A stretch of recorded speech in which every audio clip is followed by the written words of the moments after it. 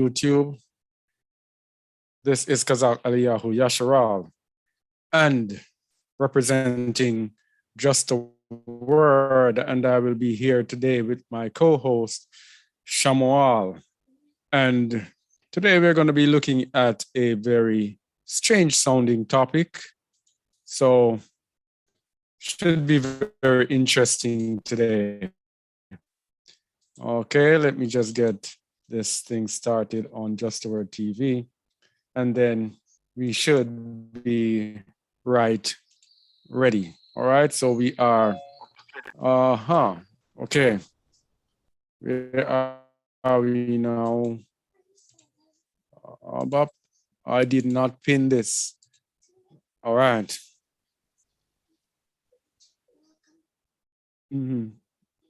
Yes, all right.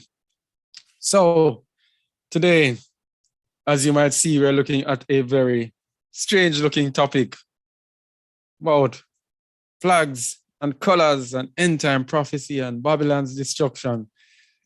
Of course, this could only be coming from a crazy person. That doesn't sound like the typical thing that we would look at. But as Most High brings us deeper and deeper into his understanding, we'll go crazier and crazier each time, because the wisdom of this world is foolishness to Allah, and the wisdom of Allah is foolishness to the average man. Okay, and just want to give a little testimony to kind of make sense, to bring sense to what we'll be saying here today. And testimony is really about how the Most High has been guiding me through colors, numbers, the things that most people totally ignore over time. And he has been showing me over time the importance of colors and how he uses colors right before our eyes. But those who are blinded, we have to be walking in the Ruach, and we have to be absolutely crazy to this world to be able to figure out and to understand what he is doing. I remember when I was in the assembly, I've said it before here, I was in the Yahweh assembly, and I used to sit up near the front, and then I decided to sit around the back. When I sat around the back, that was when I saw the workings of the Most High, because each week the Most High laid out patterns through colors. And each week, different set of people would wear different set of colors. There would be different arrays of colors. One week, there will be mostly yellows. The next week, maybe blue and green. Another week, red and blue. And the colors were laid out in such a way that you might have blue and green on this side, and over the other side, you have red and black. And it was such a great thing to sit and see. And the people themselves had no idea what was actually happening. And I could see it, and I would like show it to them, and they would be like surprised. They would be like, wow. And I remember once there was a black and white day only for the young people. And up to this day, I don't understand why. And the youth leader was not a youth. She also had on black and white. And all the rest of the young people came in black and white. So I was wondering if they had something planned for the day. And guess what? These people did not realize that they were in the same color. And so when I went to the youth leader and said, what, do you have something planned for today? She said, no. And I went around and asked the others, so did you plan with each other to wear black and white? And I said, no, we just went in and we just put on our clothes. And there was one young person that was not there. And after that day, I was telling her, and she went to another parish, Clarendon. And she said she went to an assembly there. And she said she too wore black and white. So, you know, that alone told me and showed me how the Most High uses colors. And the colors for our Just a Word website, if you might notice, it is red and blue. And the red stands for the blood of Yahusha, or belief in Yahusha. And the blue stands for the word, which is Revelation 14:12. Here's the patience of the saints. Here are they that keep the commandments of Allah, which is blue, and the emunah, or the faith of Yahusha, which is the red. And this came about again from that assembly.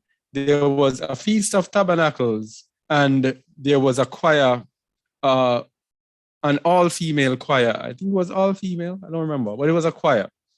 And all the people came in red and blue, one in red and black, but the rest in red and blue. And I said, "Whoa, you're all decked out today." And I asked them, "So who chose the colors?" And I said, "Nobody chose the colors. We just put on our clothes and I came." And the entire choir was in red and blue. And then I looked on the banner was also in red and blue. And then through the inspiration of the Most High, showed me that the red and blue is the way to go forward. And so the red and blue was the color of Just a Word. So when I decided to start the website, what encouraged me to start the website, the Kazakh Eliyahu website and the new channel, we were together with brethren for about 4 months. And after I left, and we, you know, I went to another location, I had a vision. And, you know, the vision was like the Most High said to me, "I called you to teach them."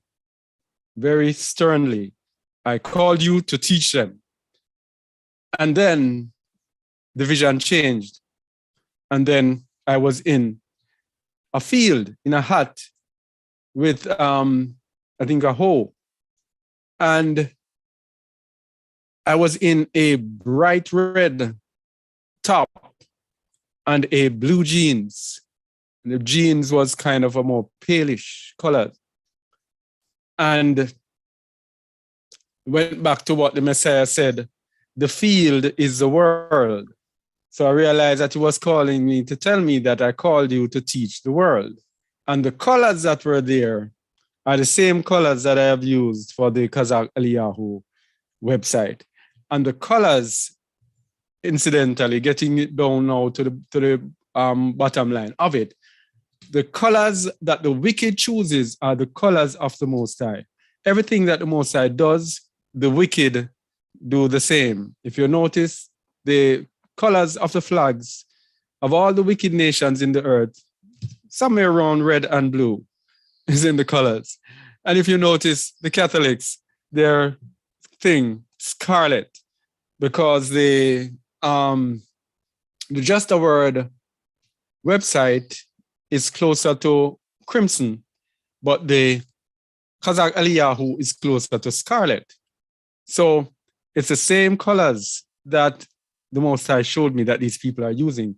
And of course, we know the wicked, they imitate the Most High. The beast has 7 heads. We know the Messiah, the 7 Ruach, or 7 spirits of Allah. And it goes on and on. So they imitate. So this is why, you know, the Most High has been prepping me, and I have been digging into colors and understanding the meanings of colors, which is what brings us to today's teaching. Yeah. So let us begin. All right. So some people might be wondering, if you're wondering, why we seem to dwell in prophecy, because so much of our teachings are based on prophecy on the end times. I know some people might sometimes they might feel like, oh boy, we want to hear some, you know, nice things, some things, you know, but let's go as to why we dwell in prophecy. And when you see this, then you will also, if you have not yet, you will be relishing our sojourning in prophecy. Revelation 19:10. Read, please, bro. And I fell at his feet to worship him. And he said unto me, See thou do it not. I am thy fellow servant, and of the brethren that have the testimony of Yahusha. Worship Alua, for the testimony of Yahusha is the spirit of prophecy. The testimony of Yahusha is the ruach of prophecy.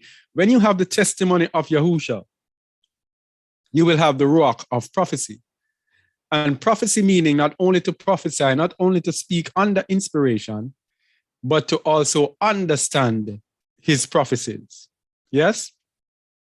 So when you have the Ruach Mashiach, then you will dwell in the land of prophecies. Let's go to Ecclesiasticus 39, 1-3.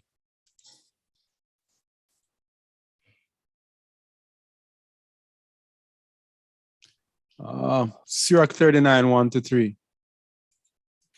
What's happening here? Oh, wrong one.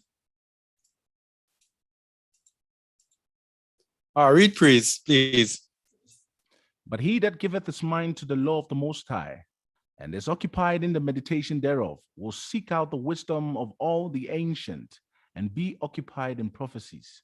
And be what? Occupied in prophecies. When you seek out the law of the Most High, when you give your mind to the law of the Most High, if you have totally dedicated yourself and you're dwelling in his word, living in his word, meditating on his word, then you will be occupied in prophecies. You will not have any time for anything else. You will not have any time for the sweet and dandies like what Christianity presents to us. You know, the sweet things that Christians love. Verse 2. He will keep the sayings of the renowned men, and where subtle parables are, he will be there also.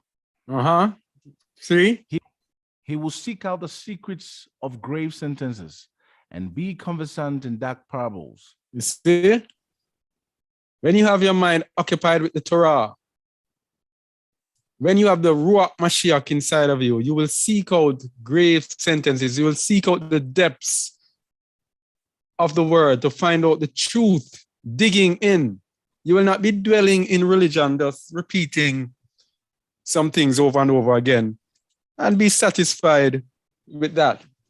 Or you will be a digger. And many people do not want to hear prophecies. All right? It's not strange that people do not follow.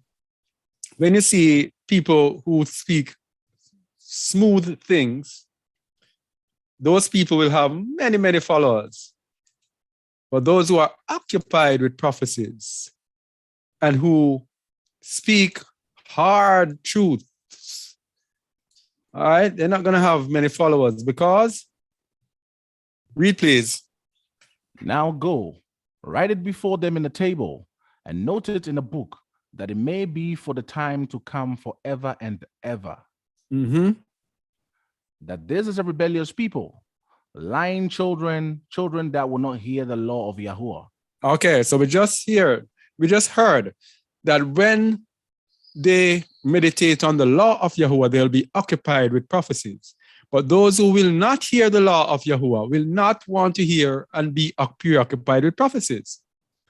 Because they are going to say to the prophets that we don't want to hear anything from you. Just stop talking. Stop speaking about these prophecies.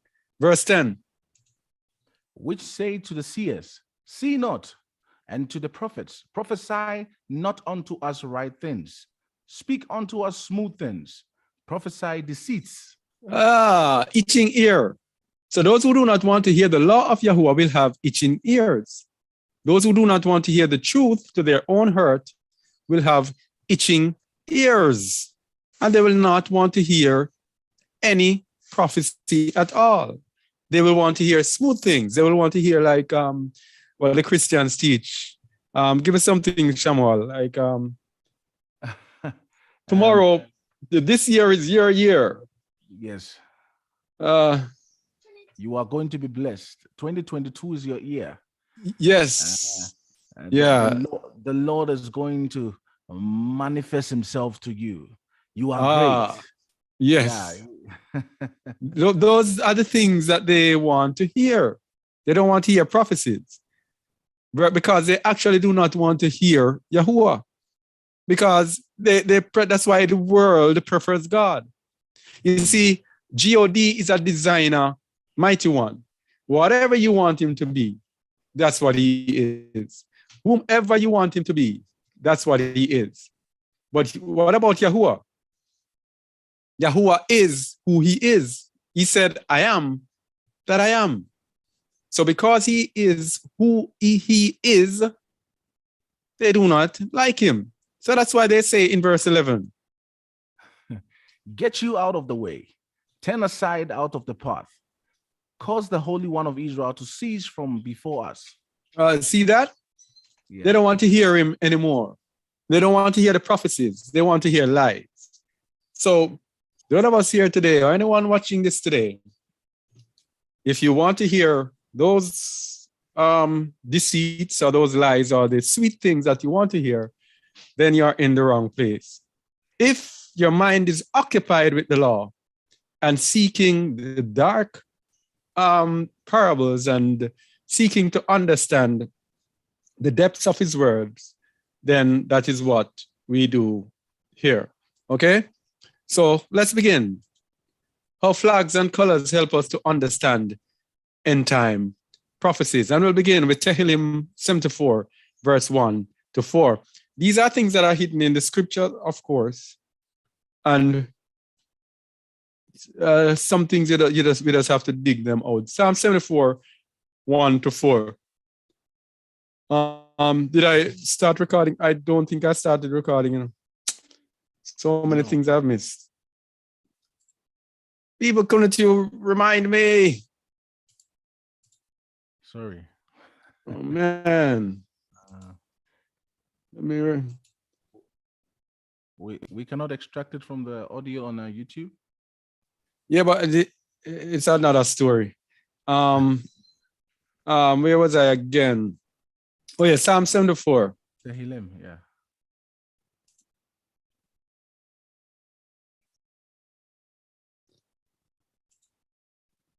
Oh. It's showing on the screen, right? Not yet. Yes, it's coming. Yeah, it's here. It's here. All right. All right. Mashal of Asaph. O Alua, why hast thou cast us off forever? Why doth thine anger smoke against the sheep of thy pasture? All right. So this is Yasharal.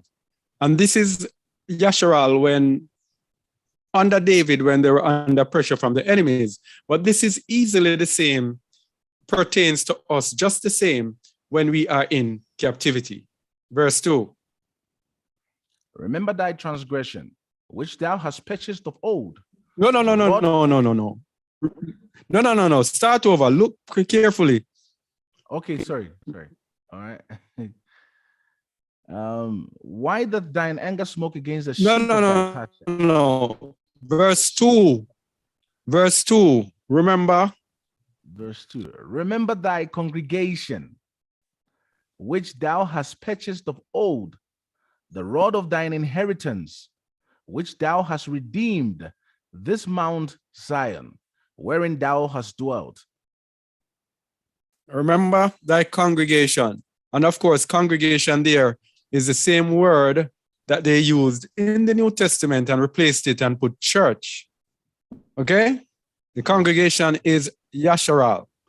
Yes. All right?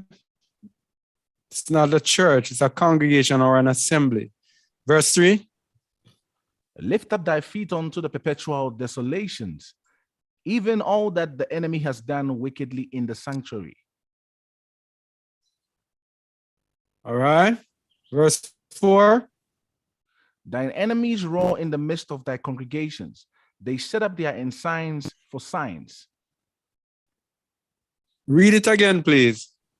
Thine enemies roar in the midst of thy congregations. They set up their ensigns for signs.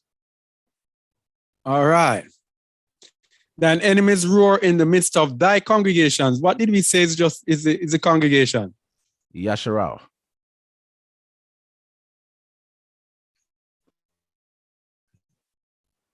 In the midst of for signs. What's an ensign? That we A are banner. going to look at. Oh, okay. What was that? What was that, no, Shaman? I thought you were asking what is an ensign. Oh, yes.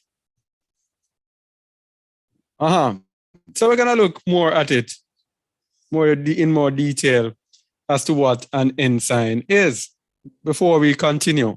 Remember, the enemies roar in the midst of thy congregations. They set up their ensigns for signs. Meaning of ensign. There are two meanings found in Hebrew, which are almost the same thing. First one is, and the most common one used is the Hebrew oath or oath, which means a signal as a flag, beacon, monument, omen, prodigy, evidence, etc., mark, miracle, sign, token. So the enemies use a signal, they use a sign. Today, they use a flag as a sign. So when I gave the testimony earlier, and I said that the same colors that the Most High uses, that's what they use. They use their colors as a sign. Every nation today, every country has a flag. That flag represents the nation. When you become a citizen of the United States, you swear allegiance to what? Anyone? Brother Mahar? Flag. Or is not there? You swear allegiance to? Flag. You swear allegiance to the flag. That flag is the banner. It is the evidence. It is the mark. It is the sign of that nation. Another one, age 52, 51 is a flag, also a sail, by implication a flagstaff, generally signal, figuratively a token, banner, pole, sail, sign, standard. So it is a banner. Standard means banner that the nations use. Now, it's very significant. We're speaking in the testimony about the colors because each flag, each banner has a specific color. And it says in Psalm 74:4, they set up their ensigns for a sign. So each color has a meaning. And so their sign is in the color. But it is the Most High that has allowed them to have the color. And we're going to see as we go on deeper and deeper into this. All right. So almost all the nations, if you look at if we could have used images today, but we don't use images on Shabbat, I would have showed you the map of the world that has red in their color, in their flag. And you would see that the red blankets the world. Okay? And, you know, our country, Jamaica, I think, is one of the only nations in the world, if not the only, that does not have red, white, and blue in our flag. Most of the nations have red and blue. That is the most dominant color because that is the color they use to counter the Most High. And let's go back to Psalm 74 because we're going to go deeper into this. So they set up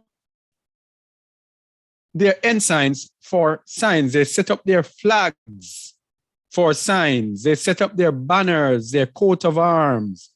All of those things they set up for signs. Where was I? Yeah. Verse 8. Read verse 8, please. They said in their hearts, let us destroy them together. They have burned up all the synagogues of Alua in the land. All right. What does this remind you of? They said in their hearts, let us destroy them together. Psalm 83, verse 3. Psalms 83. These are the nations. And if we go to Psalms 83, it is a confederacy of nations. They are confederate against thee. Confederacy of nations join themselves to United Nations.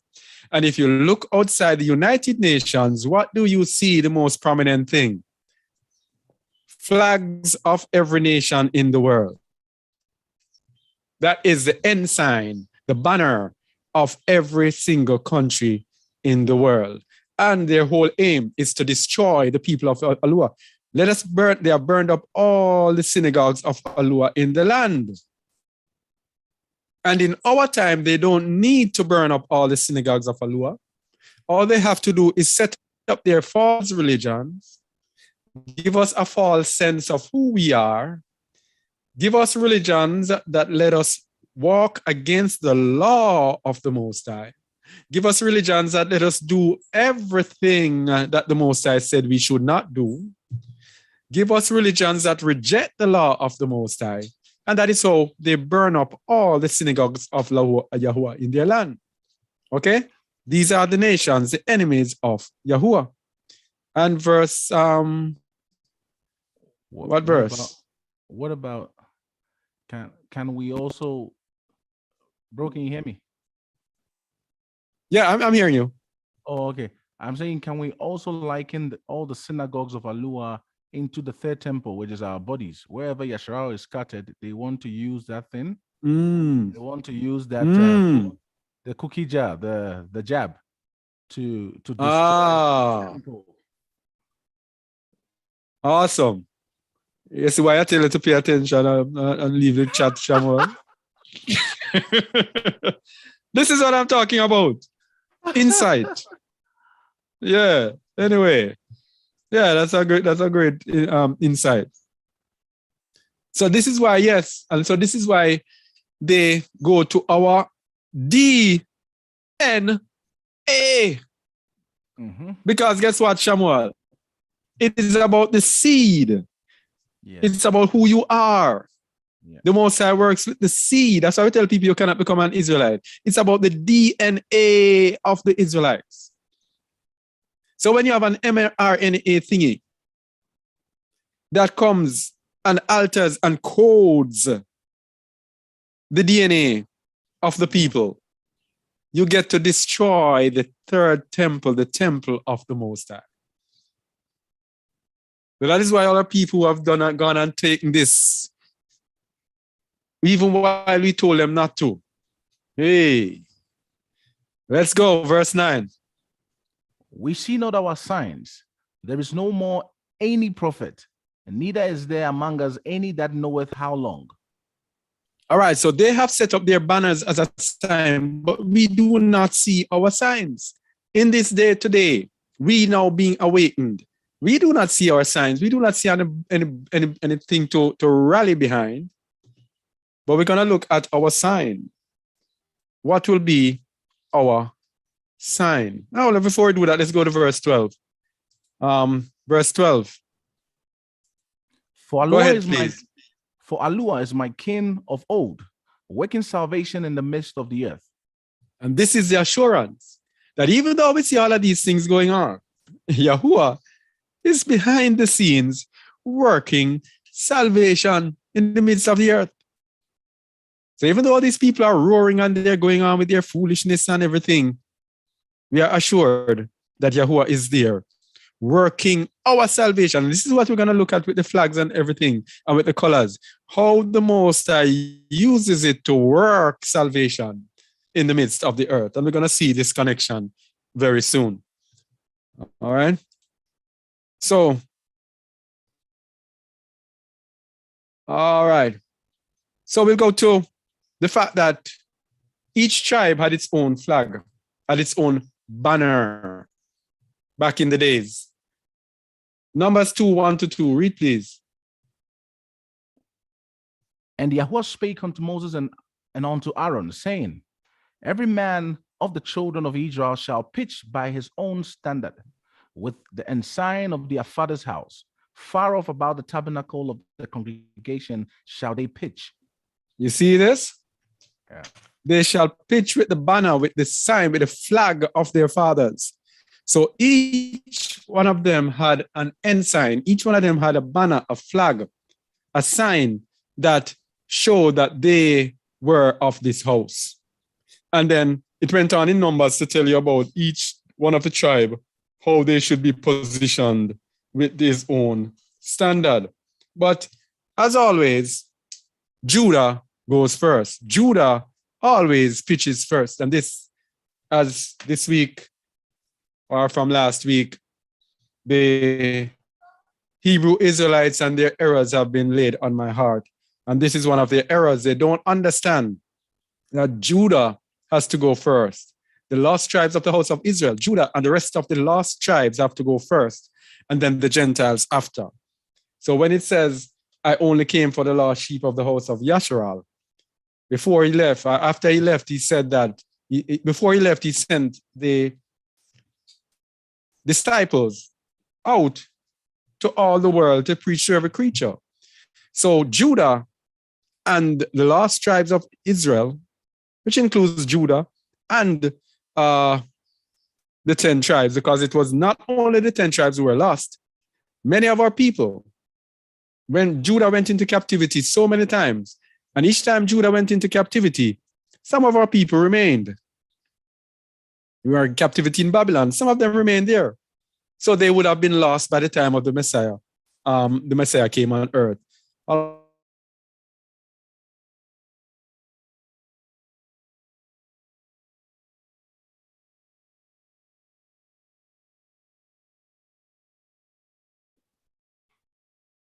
Can anyone hear me? Is it me or is it Brother Kazak? I hear you, bro. Thanks, bro. All right. Okay, cool. All right. Yeah, I could hear over somewhere. All right. Okay. Yeah. So to the family on that.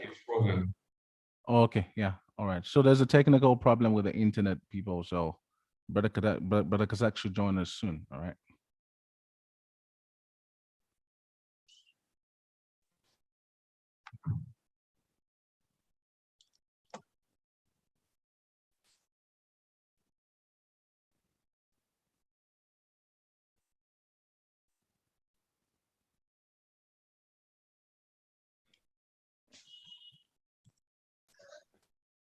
Yeah.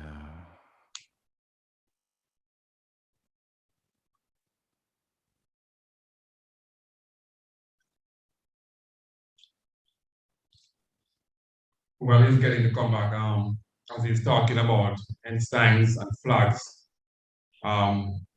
Even within each country, there is a system that works with flags, because in the school system, when they have their sports like running, each houses have a different color flag, so the athletes will know what house to go to. So it's the very same thing.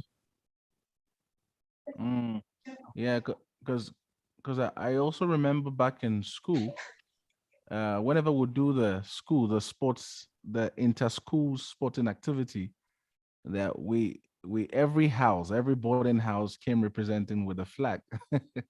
So it's even in the educational institutions. Yeah. Yeah, the enemy does no new thing.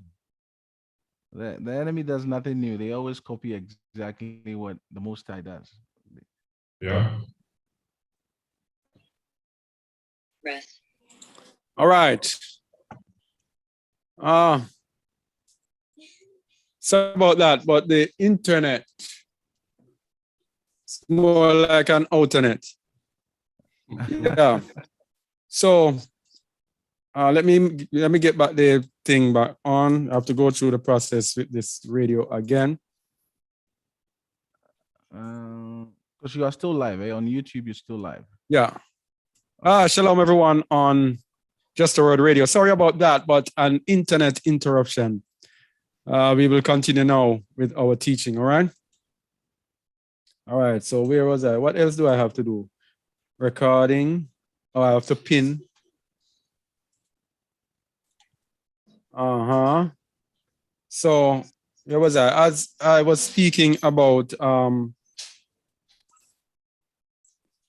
was speaking about the Messiah leaving the disciples as the lights of the world. And when he left, they spread the good news to every single nation, to every single ethnos, every single creature. He told them to preach the good news to the Gentiles, to the ethnos, to the other nations, to everybody in the world, to every creature. All right? And that is something that we need to understand. Anyway, let's get back on track. So the point is, our people had their ensigns back in the days, but where is our sign today? We see not our signs. There is no more any prophet, neither is there among you any that knoweth how long. So where is our ensign today? Yahushua Mashiach. Isaiah 11, verses 10 to 12. That is our banner.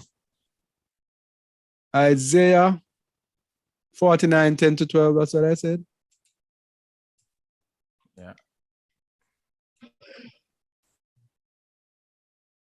Read, please.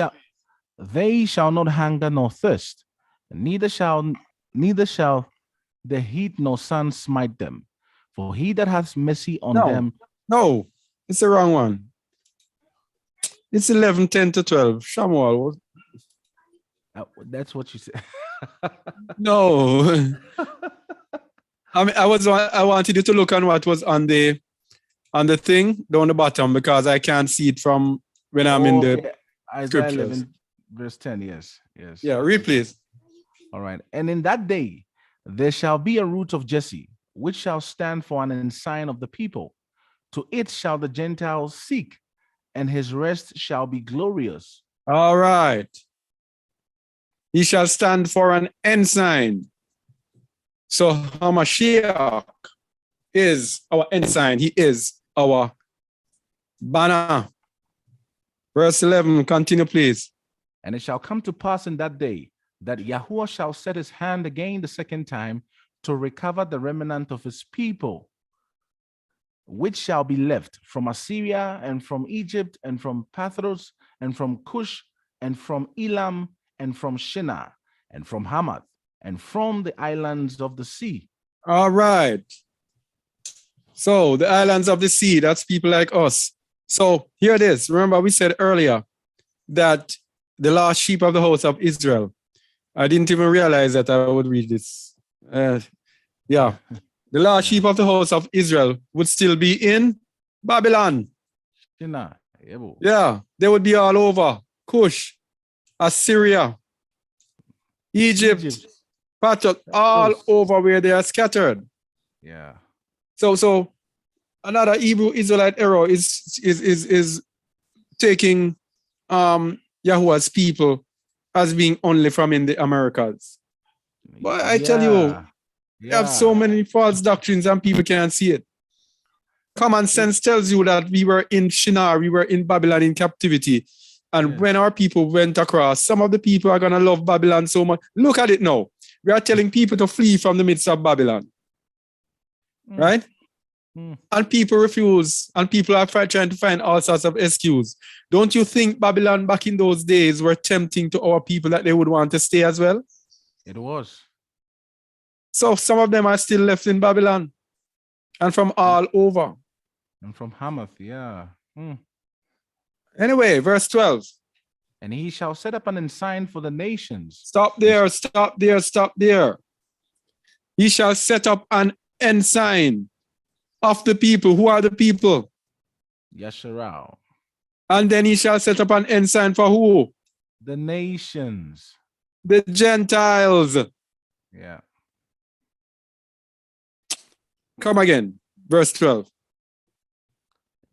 And he shall set up an ensign for the nations, and shall assemble the outcasts of Israel, and gather together the dispersed of Judah from the four corners of the earth. There it is in one bunch right here.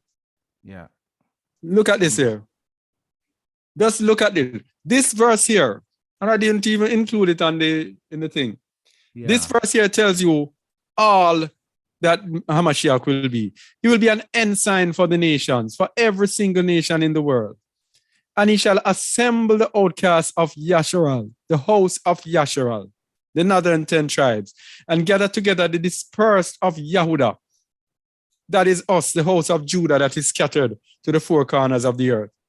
That's what he came for, Hebrew Israelites.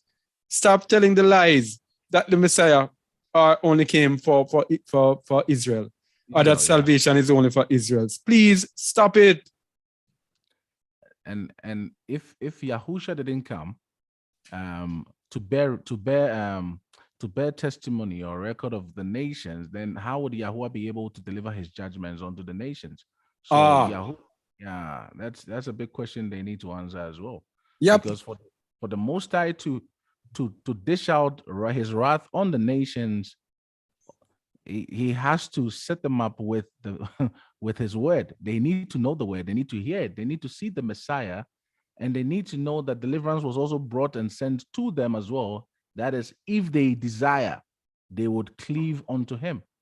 And if they refute, then judgment is already apprehended. It's already passed down onto them. All right, brother, you can continue.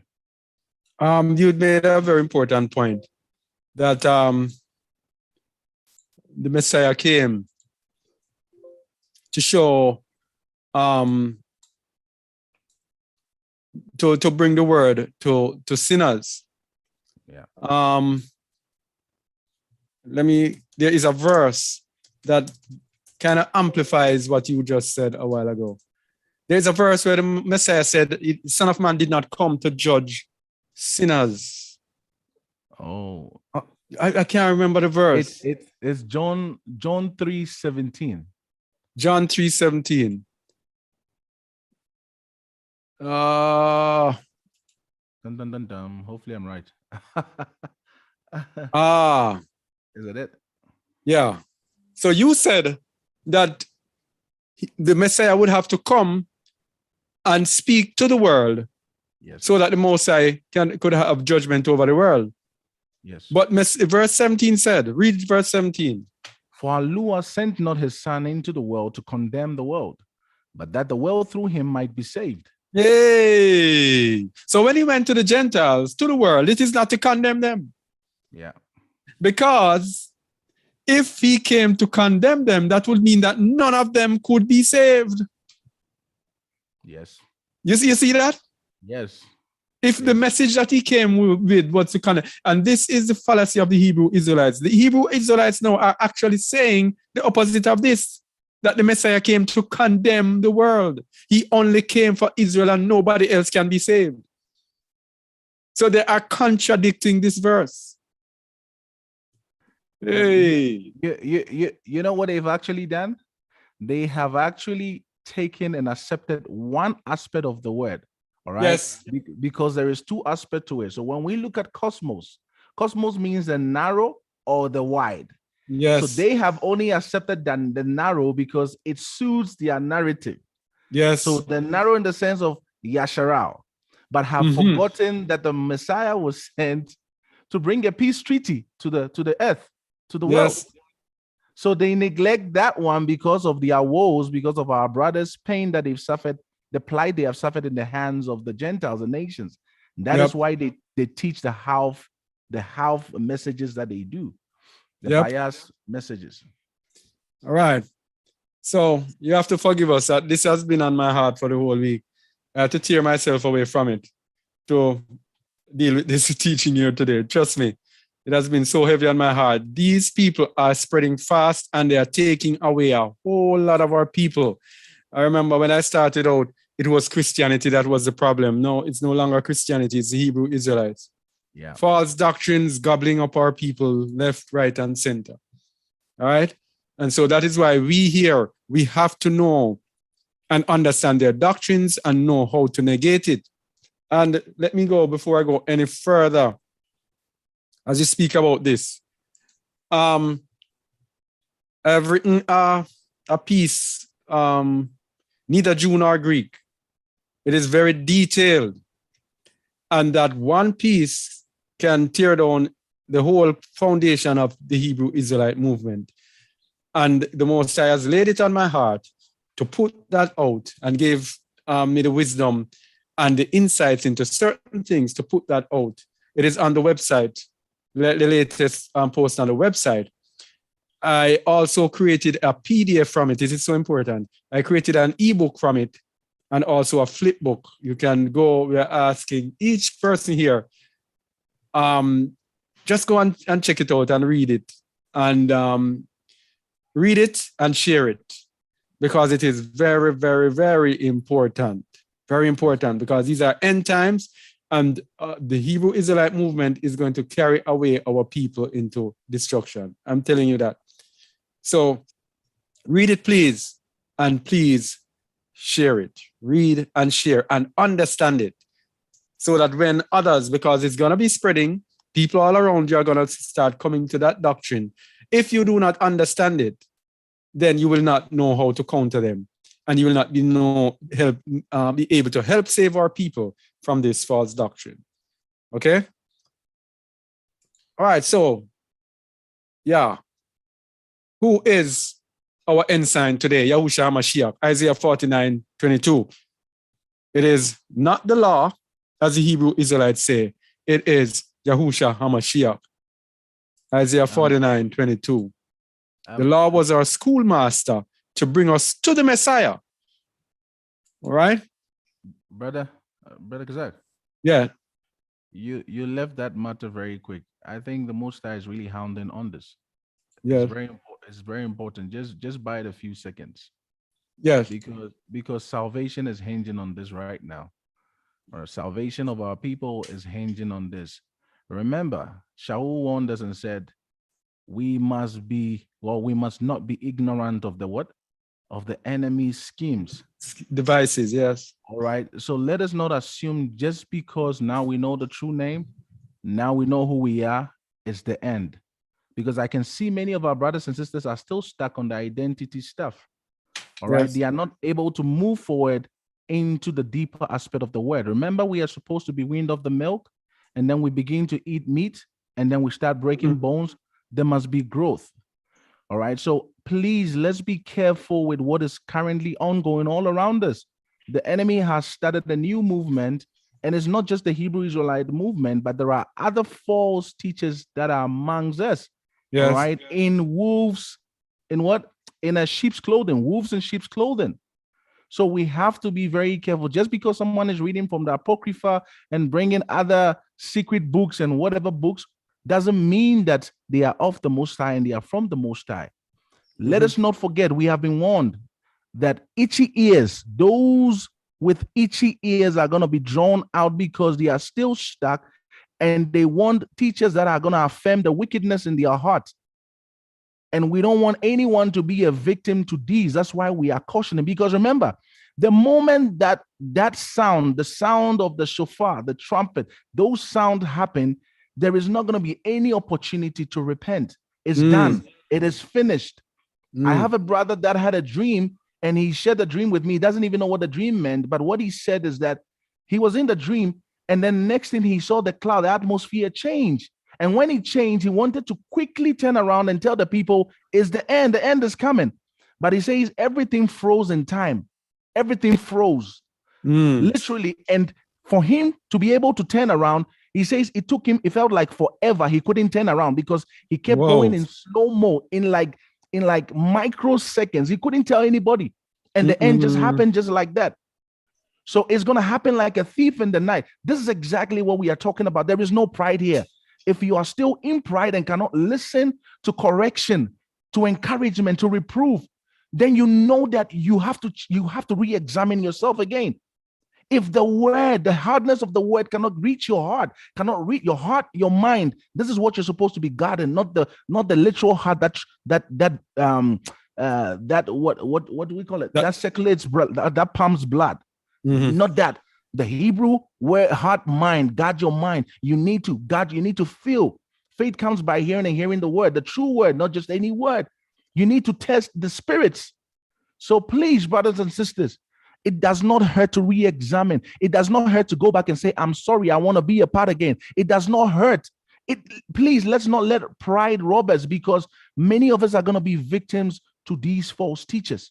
Why? Because we want to hear what we want to hear. We don't want to deny ourselves and succumb ourselves to the Master Yahushua HaMashiach. All right. Well, thank you very much. That's why I love when you pay attention, Shaman. Yeah, go ahead, bro. Yeah, go ahead. So you're saying that what they are saying, it is only the Israelites will be saved, right? Is that what it is? Yes. Okay, so based on what you're saying, like I don't recall I've ever seen or heard them folks. But if that's what they're saying, it could be the same reason why some of them are, some other Israelites are saying all Israel will be saved. Ah. That is where it might drift off. So they actually lean on that. Because yeah. if it is only Israelites, the question that I would ask is, why would we the Israelites still have to obey to the end to be saved? Because we know That's it. Not everyone is living up to righteousness, right? So if regardless it is all Israel only he came for, how about the ones who are not Israel who are disobedient? So you will have some Gentiles who are not obedient, cannot make it, and some Israelites who are not obedient and make it. That would not sound like the Most High we are talking about today. Yeah. All right. Let me answer that one for you, because I watched one of them last night, and he said that 1/3 of our people are gonna die, but after the 1,000 year, they are going to be like, they're going to be resurrected and they're going to be saved. And the Gentiles, they will be with us in the kingdom for this as servants, but they will not have salvation unto eternal life. That's what that's what I saw yesterday. Yeah. And I was like, wow, all Israel shall be saved. And of course, that is contrived. Yeah. Go ahead. No. They are taking that one word. Ephraim will be saved with an everlasting everlasting salvation. Yeah. Wow. Yes, but they don't understand. They need to read the book of Enoch, the book of Joshua, the book of Jubilees, and they will see and understand that no sinner, no matter what you are, no sinner will inherit the kingdom. Yeah. One more thing, bro. So so those people, they are people you follow, or do you like? Is there any way to get in touch with them anywhere at all? Let me tell you something, bro. You cannot speak to these people. Yeah. You know pride. Yeah. You know Muhammad Ali type pride. Yes. I am beautiful. Yeah. That type of pride they have. They don't listen to anybody. They think they have it all sorted out, and they are proud and high-minded, and you just want to know them. I am so intrigued by them, because it is Hasatan that is leading them, no doubt. Anywhere there is pride, and not a simple pride. It's like us now, we as believers, we will struggle with pride. Yeah. There might be time when pride comes up on us and pride shows itself and we have to stymie it. But they don't stymie. It's just a blatant pride that becomes the norm. So the pride is the norm to them. So they don't listen at all. If I come to them and try to tell them, they say mock me and laugh me to scorn. And Yeah. So what I'm trying to do, Brother Mahar, is to try smartly, writing things, telling people to share things, that they can take their time to listen to it. Because here's another thing that they do. They like to control the narrative. Yes. So if you try to speak to them, they gang you and they come upon you with all sorts of scriptures and cause confusion. So I think the best way to do it is like send out things controlled. And if they watch it, who has ears to hear will hear. And that's about it. Bro, not to catch you, Brother Kazak. What you are saying to Yeah. do, I have done that. I've got witnesses here. I have done that, right? There are many of these groups that I'm in that they are in. As you said, they like to control the narrative. They have literally become like Satan. Literally. Yes. They Yes. hoard the narrative. So you see one of them post a false thing, you can see because they fled on the fine line. They are treading on fine line. That's what they're doing. They take the truth, the word of truth, and then they lean towards what helps with their mission statements, whatever the agenda they Yes. have. So when I see that, I cannot ignore. It's somehow my conscience is awakened so quickly. It's like I want to try and flip over to the next thing, but I'm drawn back to say, go say something. So when I go and I make a comment, I write a long thing addressing that problem. You know what they do? They delete it, and then they block me from commenting. This is what they do. They block me from being able to comment.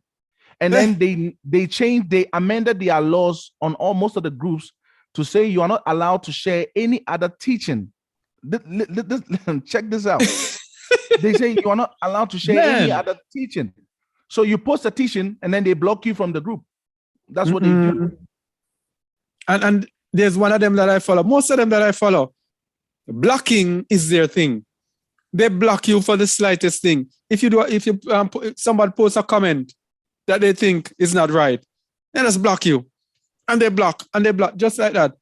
People speaking to them have to be starting with, please do not block me. But I would just like to say, that's how it is. That is how you get through, yes. You have to beg them. You have to plead for mercy. Then, so they feel guilty when they see that because they know people have seen that. Yes. And even still, they will how do you call it? They will block you from being able to comment, but your comment will be there. And then one of the leaders will come and say, okay, we've taken note. We will come back to you. And then man. This is it's so there is nothing righteous about it. That's what I keep saying. Yes. There is nothing righteous about if you cannot have a healthy conversation, if you cannot be corrected or taught, then you know you are in danger, and also as well with those that follow you. This is a danger. It's the same with Christianity. What about prove all things, hold fast that which is good? They don't look at that. I never see them use that.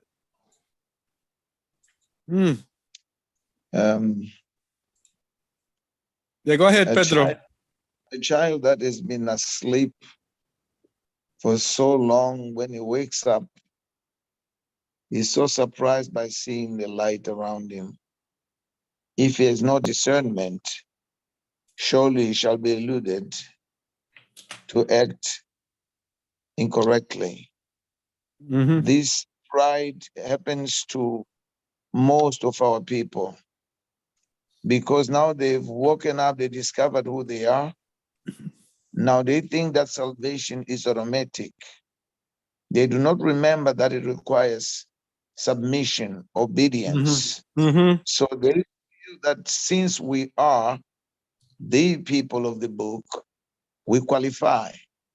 So this is why we look at others as if others do not qualify and they are the people. Now we need, I would say be patient. We need to keep showing the way forward. Remember creation. We need to remember that creation is eagerly awaiting the children of Yahuwah. The creation is with now. If we're going to waste our time on these people, there are a lot of people that are going to go another way round so as to lose salvation. We need to understand this. Now, most of these people are there. Even here, we have these groups that they feel they are. I was saying this the other day that, I try to call some that I heard that they were speaking of Yahusha. And when I called the number, I found so much pride. And I said, oh, no, thanks. I just wanted to know, but all the same, thank you. These are people who just woke up and they feel as if everything is about them, and they forget that there has to be obedience, there has to be humility, there has to be submission. May Yahuwah help us with this one. Yeah, bro, because the whole problem is there's so many of them. Many tens of thousands of people. And our people think of it as the default. Remember when we were not in our awakening, when we decided that we want to serve the Most High, our default was just to look to Christianity, was to Yeah. just to go to a church. Yeah. No, Yeah.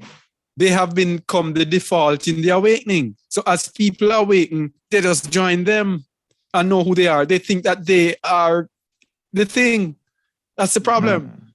Yeah. So that's why we can't ignore it. Or else everyone who wakes up as to who they are going to be gobbled up by them. Yeah.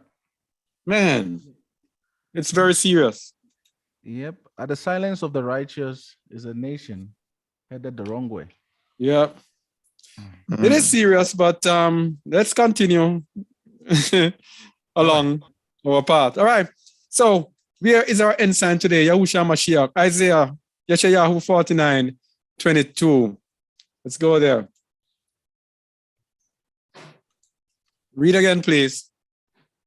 Thus saith Yahuwah Allah, behold, I will lift up mine hand to the Gentiles and set up my standard to the people, and they shall bring thy sons in their arms, and thy daughters shall be carried upon their shoulders. This is when our ensign sets up, the Messiah returns. All right. The Gentiles are going to have to release us. And not only release us, they are going to have to bring us in an honorable way. But that is another story. Matthew 24:29-30 for our ensign. The ensign is not the law. And this is what they are also ignoring Yahusha. This is our ensign. This is our banner.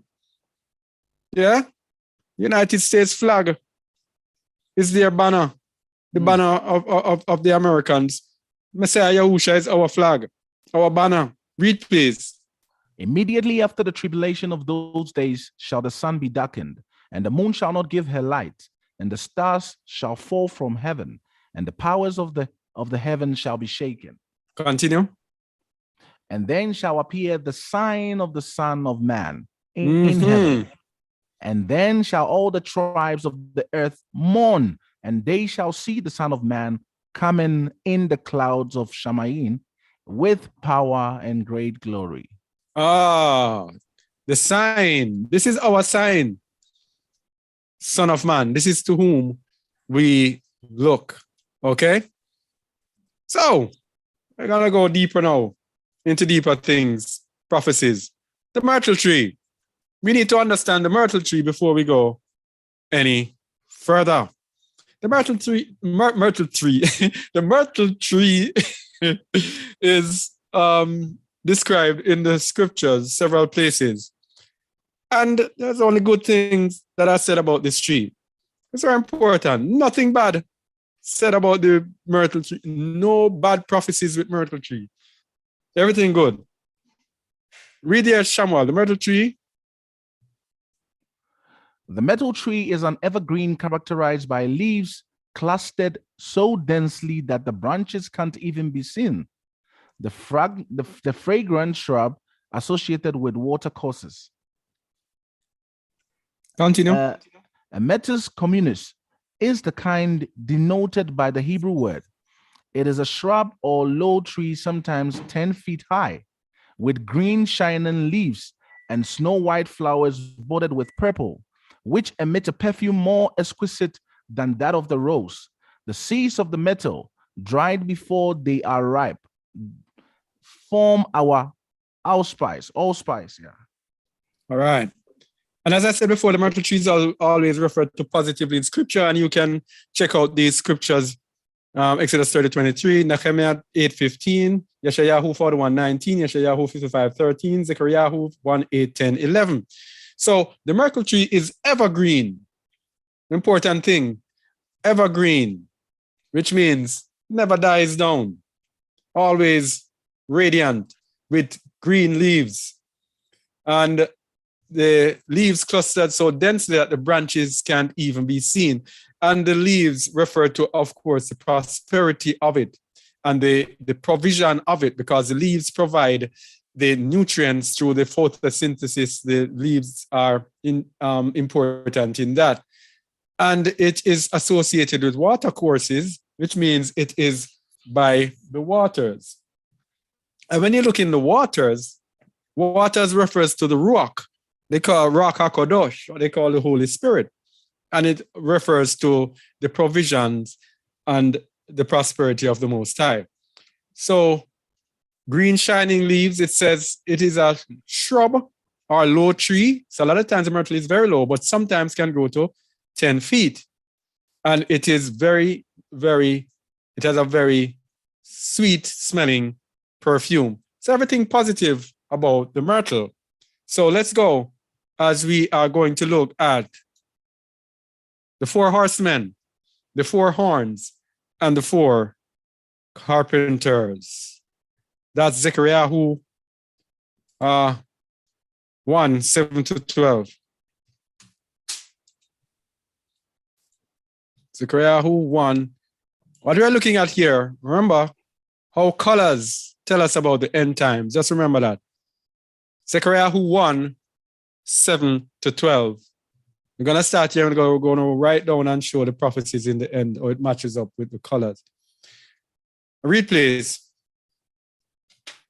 Upon the 24th day of the 11th month, which is the month of Sebat, in the 2nd year of Darius, came the word of Yahweh unto Zechariah, the son of Berechiah, the son of Iddo, the prophet, saying, I saw by night, and behold, a man riding upon a red horse, and he stood among the metal trees that were in the bottom, and behind him were there red horses, speckled and white. All right. Serious verse here now. I want us to get on our thinking caps right now. I saw by night. Everything here is important. By night. And behold, a man riding upon a red horse. Horse is red. And he stood among the myrtle trees, the evergreen trees, prosperous trees. Yes? That were in the bottom. And behind him were red horses, speckled and white. What was that, Shamuel? You saw anything? Yeah, so I thought I saw. Yeah, I did see something. I think I did see something. The first shall be the last. I'm just, and the last shall be. I'm just seeing it here retreated as well. You know. All right, let's go and let's see how it works out. So it's saw by night. And you know, night is in darkness. Yes? Yes. A man, and we know that in the New Testament, it tells you about red horse, white horse, and it tells us about a pale horse. We're going to see a man riding up on a red horse. Let me tell you something. Remember in Psalm 74, it tells you that they use their ensigns for a sign. Yeah.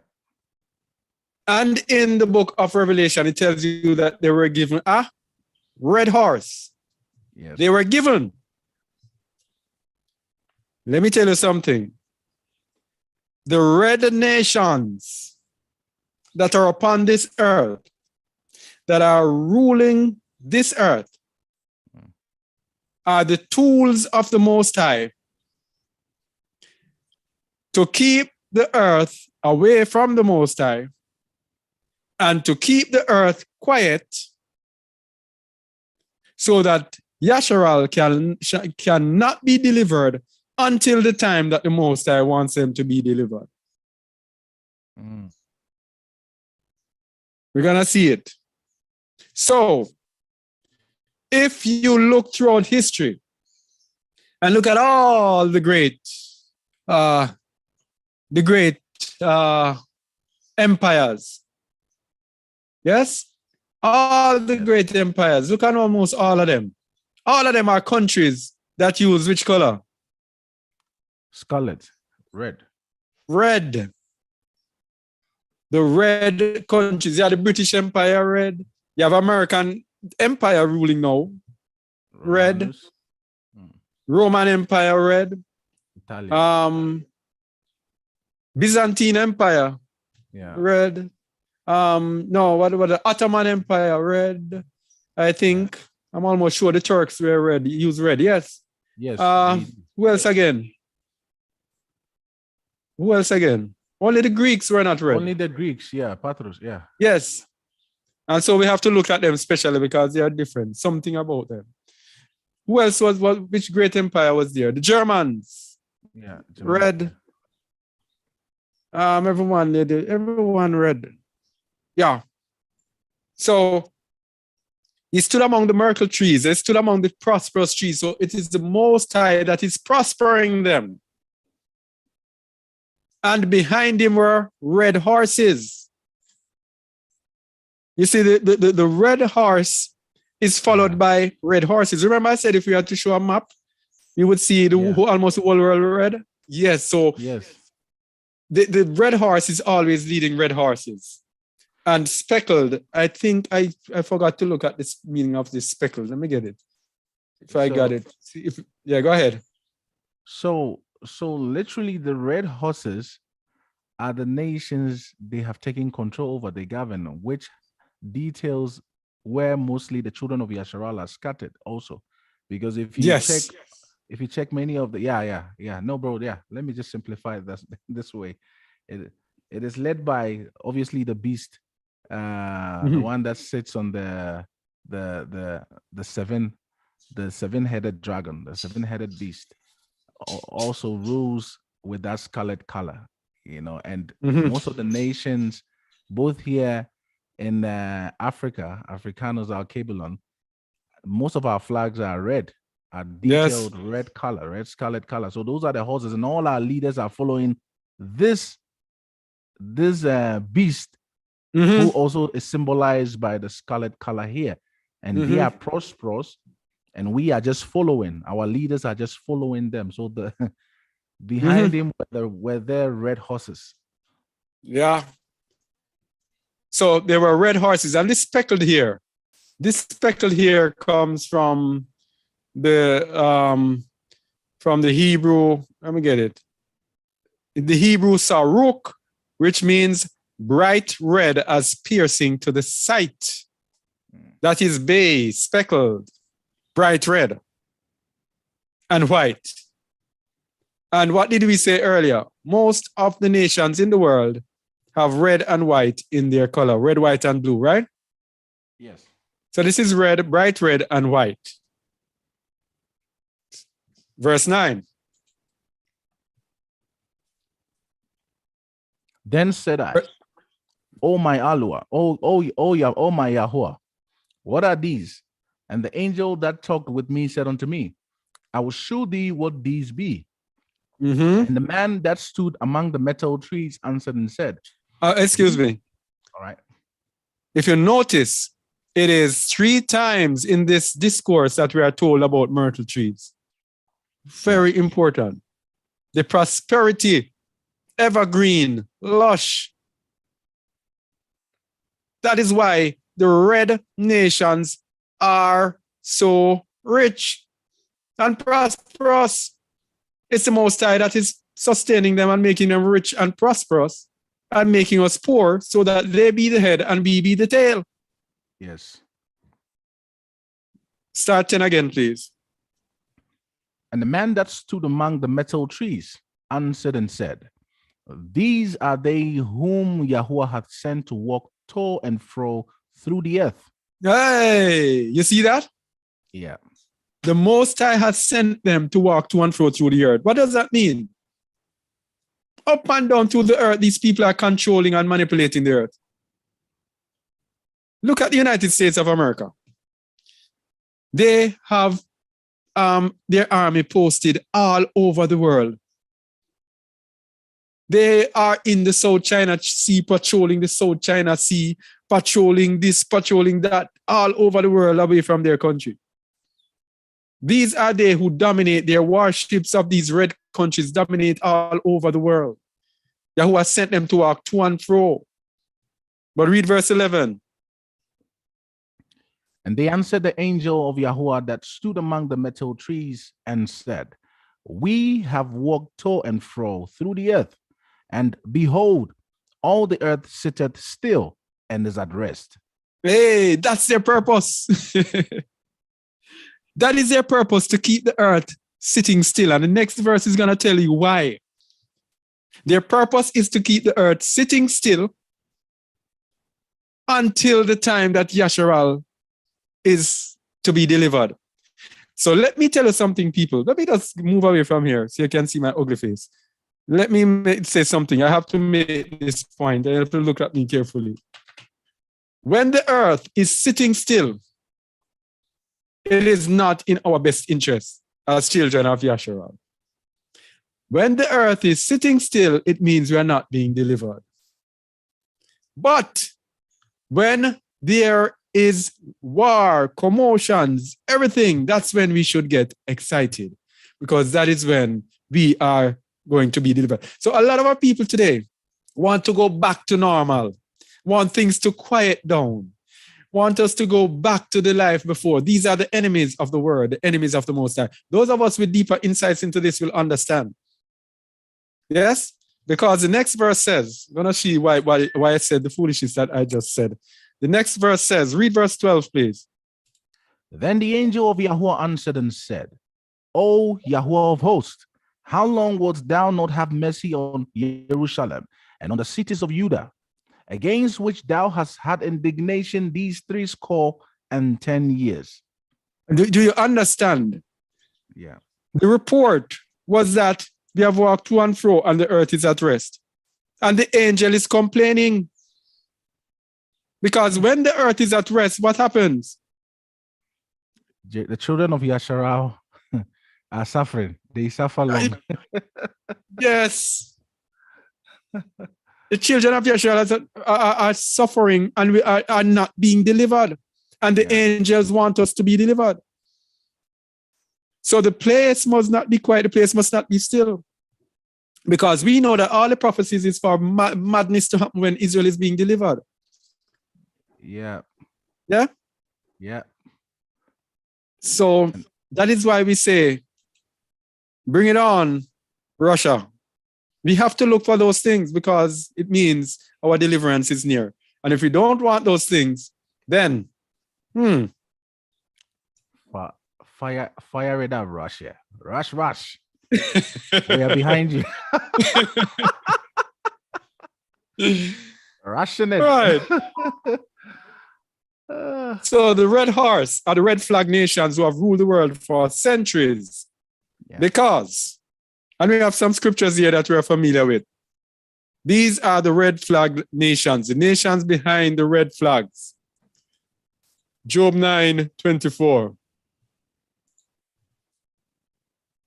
Read, please. The earth is given into the hand of the wicked. He covereth the faces of the judges thereof. If not, where and who is he? So the Most High gives the earth into the hand of the wicked. So that is why when he gave the earth to the wicked, the red horse, the man on the red horse, he could come back and say the earth is quiet. And the Most High says, okay, yes, it's quiet.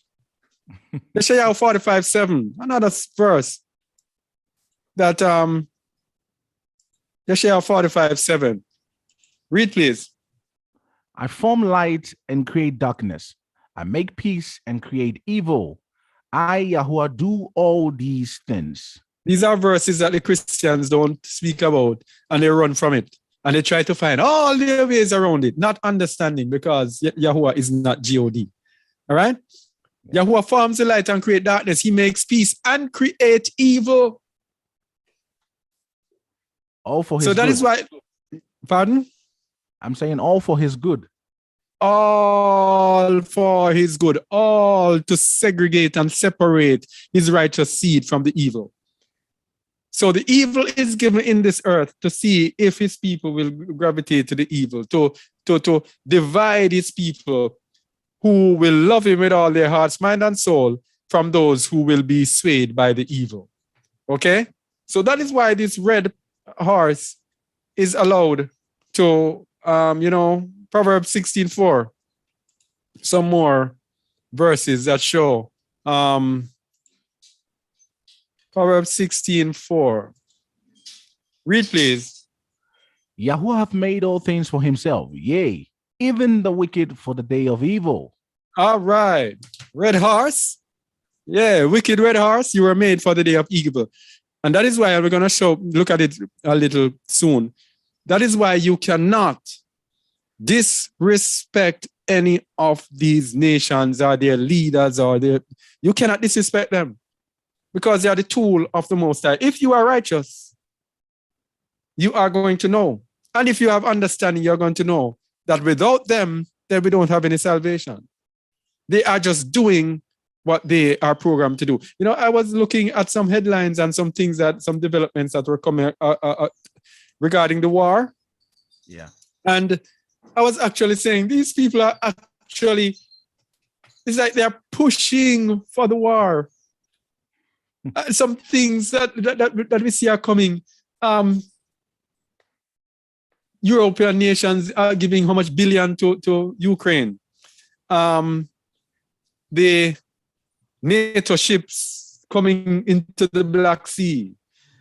Finland and Sweden want to join NATO. Finland, I think this week they plan to join NATO. And Russia had said before that if Finland joins, then it's going to be war. And NATO swore that anyhow Russia put a foot in a NATO country or touch anyone from NATO, it's going to be all-out war. And we see them just pushing everything for the all-out war. So many different things are happening. And I'm saying, but these people are just pushing for war, and then you get the understanding that they're not doing it of their own. It's the Most High is leading them to do it. It's the Most High that is stirring them up in their hearts to make them think that it will be in their best interest to destroy themselves. Yes? Yeah. So we cannot hate them or anything like that. We have to understand that what they are doing, they can't do any better. It is the will of the Most High, and we have to celebrate the will of the Most High. Exodus 22, verse 28. And another funny part is that, well, not funny, but very real. These red horse nations actually have more faith in the Most High than we, the righteous, do. Because many of them believe that their wickedness is actually them serving the purpose of Yahuwah. Mm-hmm. Many of them, they say it is given to them, so they will rule in wickedness as they have, as they see fit, as it serves them. But yes, some of us on this other side of the fence, who are supposed to be righteous, are partially righteous. We don't go overboard with our righteousness and stand also on the word of the Most High, as the wicked do. Yeah. Because we can believe that when they're doing the things to us, that they are doing the will of the Most High to punish us. Yeah. Exodus 22:28. Thou shalt not revile the gods, nor curse the ruler of thy people. See that? So all those people in America, don't curse the ruler of thy people. The gods there is the Elohim, or the mighty ones. And it could mean judges, it could mean magistrates, it could mean rulers. Yeah. So don't revile rulers. They are just doing the Most High's will. Sad to say. And we can't say that without going to the Yehuda 1:8-10.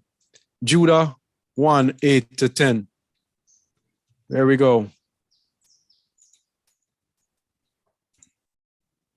Read, please. Likewise, also these filthy dreamers defile the flesh, despise dominion, and speak evil of dignities. Despise dominion, despise rulers. You cannot despise these rulers, no matter how wicked they are, and nor speak evil of dignitaries, of their leaders. Verse 9. Yet Michael, the archangel, when contending with the devil, he disputed about the body of Moses. Durst not bring against him a railing accusation, but said, Yahuwah rebuked thee. So even against against the devil, the highest level, principality and power, the highest level there is. Michael did not revile him. Michael just said, Yahuwah rebuked thee. Verse 10. But these speak evil of those things which they know not. But what they know naturally as brute beasts, in those things they corrupt themselves. All right. So they speak evil of those things which they know not. So they don't understand that these are the servants of the Most High. That's why the Most High called Nebuchadnezzar his servant. They are his servants doing his will because he created the wicked for the day of evil. And the whole purpose of his will is just to set apart his people. Just to set apart a people unto himself that can be with him in his kingdom forever. That's it. So that's their use. And so that is why they will be destroyed in the end. That's why Babylon will be destroyed. Babylon has been a golden cup in Yahuwah's hand to make the earth mad. So as long as they have made the earth mad, and his sons and his daughters have a flee of flown from the midst of Babylon and rejected Babylon, then Babylon has served its purpose. And so Babylon then will be destroyed because they have served their purpose of wickedness on this earth. So what they know naturally, that's what they do. So we know naturally, we look and see these people as wicked. And say, these people are so wicked and they hate him, I hate you. And others hate you, and you are wicked and you are this. As the Hebrew Israelites do, these things they don't understand either. Okay? So you cannot hate that. That's a natural inclination, what we know naturally. But spiritually, you have to have the understanding. As brute beasts, in these things we corrupt themselves. What we know naturally as brute beasts. But we cannot despise dominion and speak evil of dignities. That is a sin. 1 Peter 2:17-25. This is another one now. And they mock this and say, oh, it was put in by the slave masters to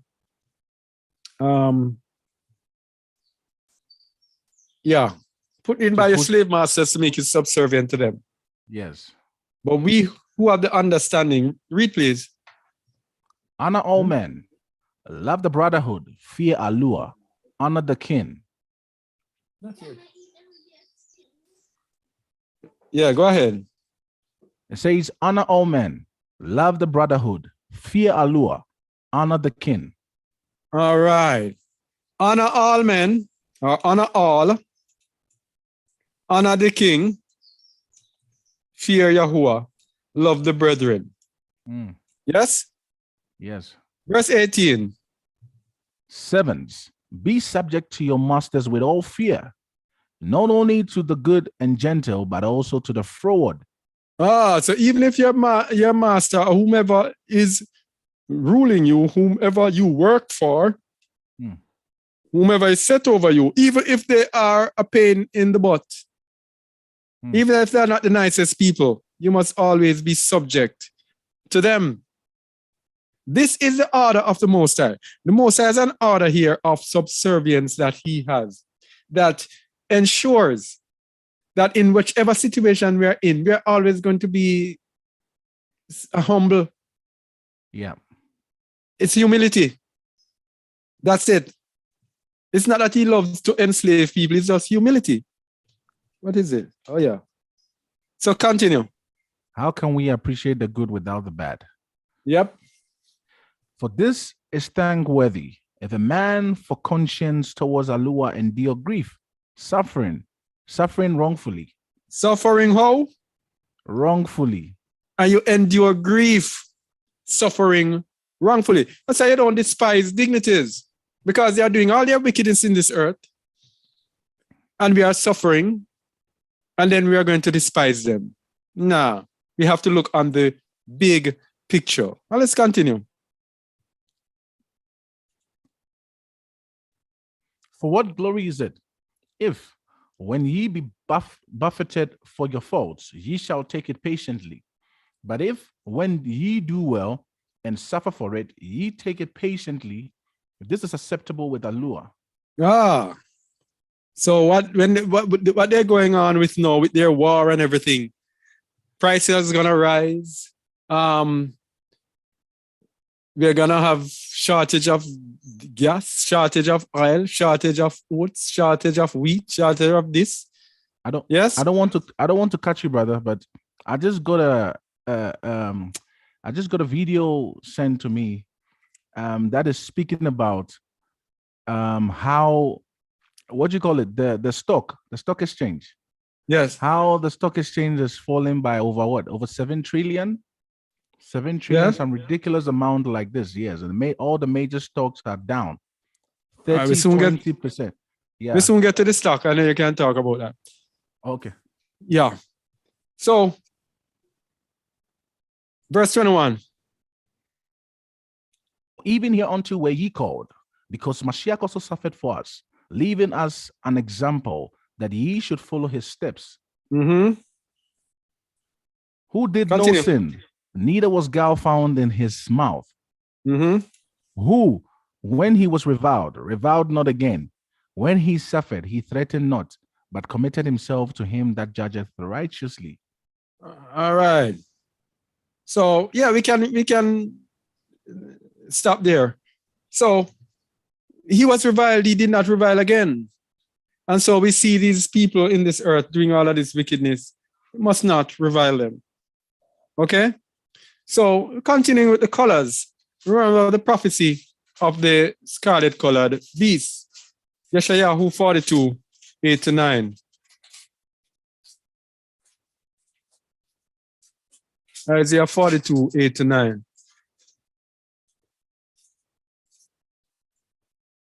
Read, please. I am Yahuwah, that is my name, and my glory My will lie not. splendor. My splendor. All right. I am Yahuwah, and that is my name, and my splendor will I not give to another, neither my praise to graven images. Uh-huh. Behold, the former things are come to pass, and new things do I declare. Before they spring forth, I tell you of them. All right. So the Most High tells us of them before they actually happen, to make sure that you cannot see it happen and attribute it to any other mighty one. All right. It was written before in the scriptures. You can't see another mighty one did it. So when we see Revelation 17, 1-3, which we should know by heart by this. Read it, please. And there came one of the 7 angels which had the 7 vials, and talked with me, saying unto me, Come hither, I will show unto thee the judgment of the great whore that sitteth upon many waters, Mm-hmm. with whom the kings of the earth have committed fornication, and the inhabitants of the earth have been made drunk with the wine of her fornication. Uh-huh. So he carried me away in the spirit into the wilderness, and I saw a woman sit upon a scarlet-colored beast, full of names of blasphemy, having 7 heads and 10 horns. This beast was what? Scarlet colored. All right. These were the 7, the man on the red horse. All right. Yeah. Which had the red horses behind him. Yeah. And the bright red horses behind him. So the Most High declared this from before. The scarlet colored beast. So, scarlet colored beast, as we had shown, the G7 nations. Now, let me tell you something with this G7 nations being the scarlet colored beast. Like most of the teachings that we have here that have come from out of my mouth, most of them had no influence from anyone in terms of anyone telling me anything or me seeing it anywhere. The Most High gave me this revelation just when I was reading. I got the understanding of it, got the understanding of mountains. And, you know, when I look, because there are some people who think that you are teaching, you must not have anything to do with the internet. The maddest, craziest, silliest thing I've ever heard. It's like the Christians telling you to restrict yourself to 66 books. You can't restrict yourself. All right? You can't restrict yourself. You have to use whatever is available. And so when I look for the G7 nation, when it came to me, G7, which set of nations, which seven rules the earth? And then I looked and said, the G7, 7 nations ruling the earth. And I went and looked on their flags. Let me tell you something. And I want you to do that. Go and search for the color scarlet and look on the flags of the G7 nations carefully. The Bible is so accurate because there are many different shades of red. And if you look at, if I could share one of the pictures here, but we don't share images on the Shabbat. All of the colors of the G7 are scarlet. It's the shade that is scarlet. I'm telling you, most is accurate. The only one that is a little darker shade of scarlet, and then you have different shades of scarlet as well, is Germany. A little bit darker than the rest, but it's still scarlet. And the others are scarlet. Yes, just go and check it out. And so when the Most High revealed this to me, and you hear me say it, whenever I bring it to people, people are like, quiet. Okay. Nobody believes it because it's not popularly spoken. Yeah, but we are going to see to the very end that it is the G7 nations as we continue. And we can look through history and we can see. So we're going to continue with the prophecy in the book of Zechariah. So the colors, very important, and it's very important that the Most High has given me an understanding and observation of the colors before, because these are necessary to understand prophecy, colors and flags. And the flags, of course, with the colors as well.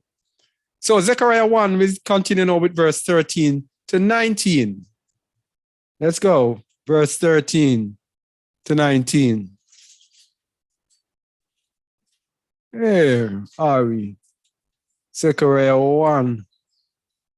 Yeah, verse 13. Read, please. So start from 12. All right. And flow into 13. Then the angel of Yahuwah answered and said, O Yahuwah of hosts, how long wilt thou not have mercy on Jerusalem and on the cities of Judah, against which thou hast had indignation these 70 years? And Yahuwah answered the angel that talked with me with good words and comfortable words. Mm-hmm. So the angel that communed with me said unto me, Cry thou, saying, Thus saith Yahuwah of hosts, I am jealous for Jerusalem and for Zion with a great jealousy. All right. So this is the purpose of these people. They are going to go out and do their thing. That is going to make the Most High jealous and angry for his people. So there has to be a period of time when these people do these things, and the Most High's anger boils up for them. So they have to do their thing, people. Verse 15. And I am very sore displeased with the heathen that are at ease, for I was but a little displeased, and they helped forward the affliction. You see? Yeah. He was a little displeased, but they held forward because guess what? Give them an inch, they take a yard. The Most High gives them an inch, and they take a whole 1,000 miles. So they made him really, really displeased. Verse 16. Therefore, thus says Yahuwah, I am returned to Jerusalem with mercies. My house shall be built in it, saith Yahuwah of hosts, and a line shall be stretched forth upon Jerusalem. So the more these people do their wickedness in this earth, the more the Most High turns his attention and his love for his people and his determination to deliver his people. Verse 17. Cry yet, saying, Thus saith Yahuwah of hosts, my cities through prosperity shall yet be spread abroad, and Yahuwah shall yet comfort Zion, and shall yet choose Jerusalem. All right, so but guess what?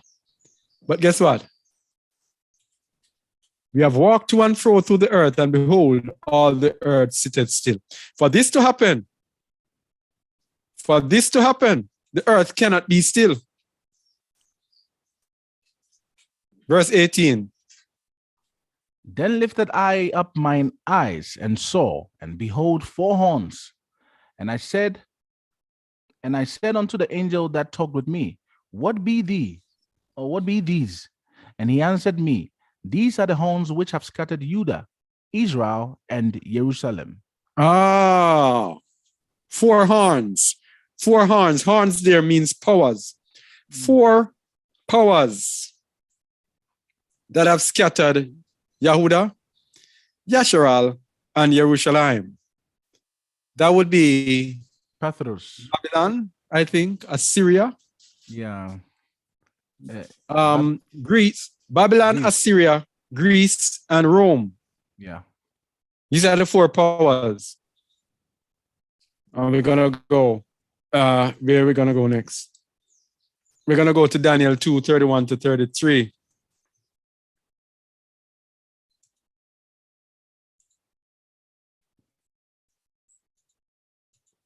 (31 to 33). Read, please. Thou, O king, sawest, and behold a great image.